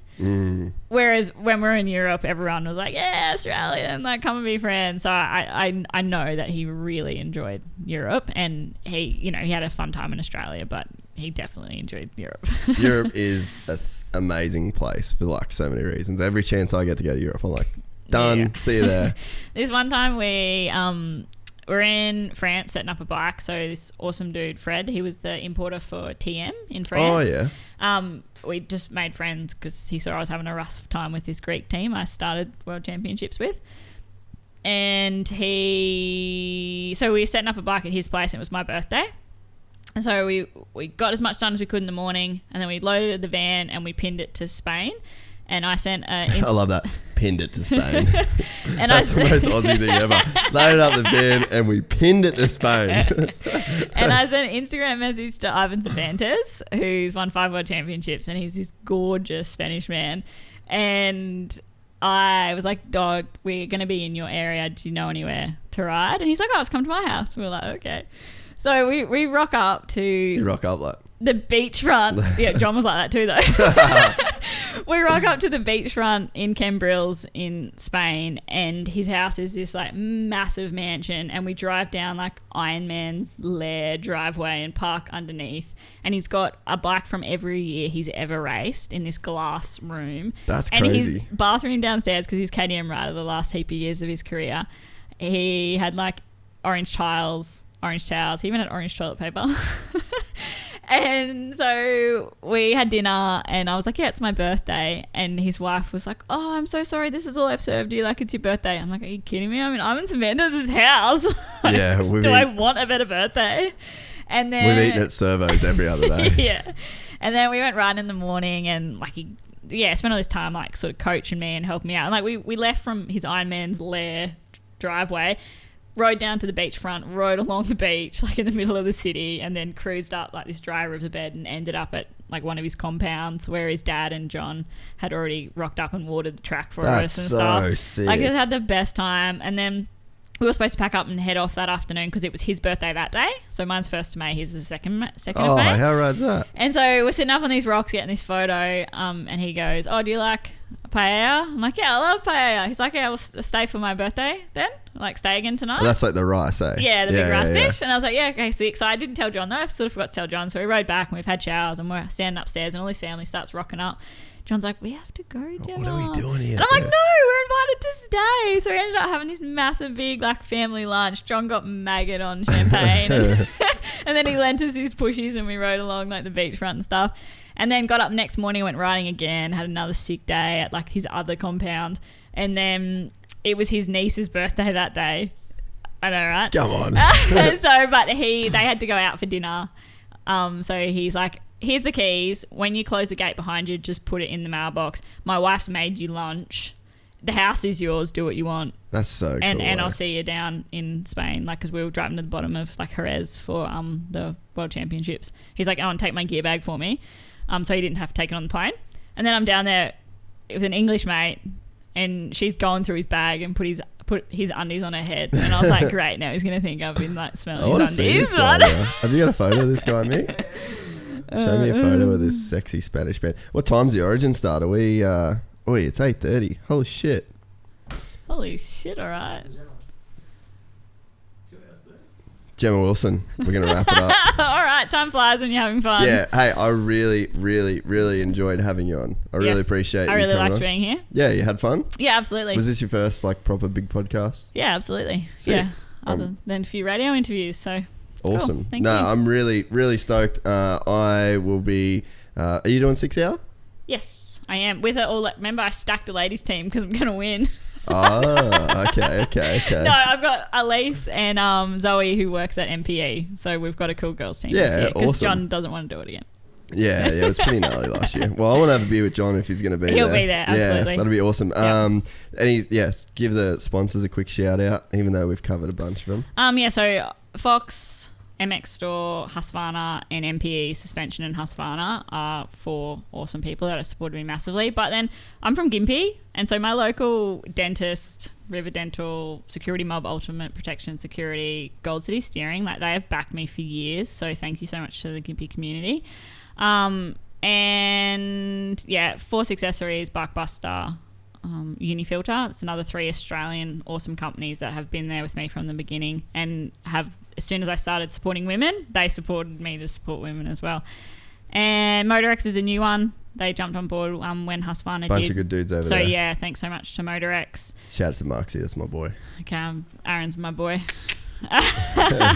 And look, I'm sure that Stephen Gall and CDI knee braces. Yep. I've been running them since I was 16, and we're gonna do a Stephen Gall podcast. Yeah, that would be cool. I'm excited for that. Yeah. I grew up with like a Stephen Gall photo because like him and my dad used to race together. Yeah. And there was like my dad's like skinny little weed dude, and then Stephen Gall chiseled jacked in like the middle, and then another dude dad used to race with. Yeah, and still like the fittest dude I know. Oh, bro, he's out of control. But yeah, so I like grew up like Stephen Gall. He was like the man in our house. So I'm excited to do that one. Yeah, cool. So, but yeah, thank you so much for coming on, and thank you. I'll love to do it again at some point. Okay. Maybe 12 months time, do another catch up. And there's like so many world championship stories I want to hear. Like there's so much stuff that we could talk about. So, yeah. But I'm really glad we got out some just I guess some messaging about women in this sport. Yeah, bike riding's for everyone because it's super fun. Yeah, and I'm not against dudes. No, she actually hates dudes. She wishes that none of them would ever ride, and she wants to split 50-50 of tracks in Australia for women. Yeah, women only, men only. And women get all the good ones. Bloody typical. No, just creating a space for women. So yeah, come on girls, get involved. I'm all about it, and I'll support your women only rides. Awesome. Thank you. All right, thanks heaps. That's so good. I'm so glad you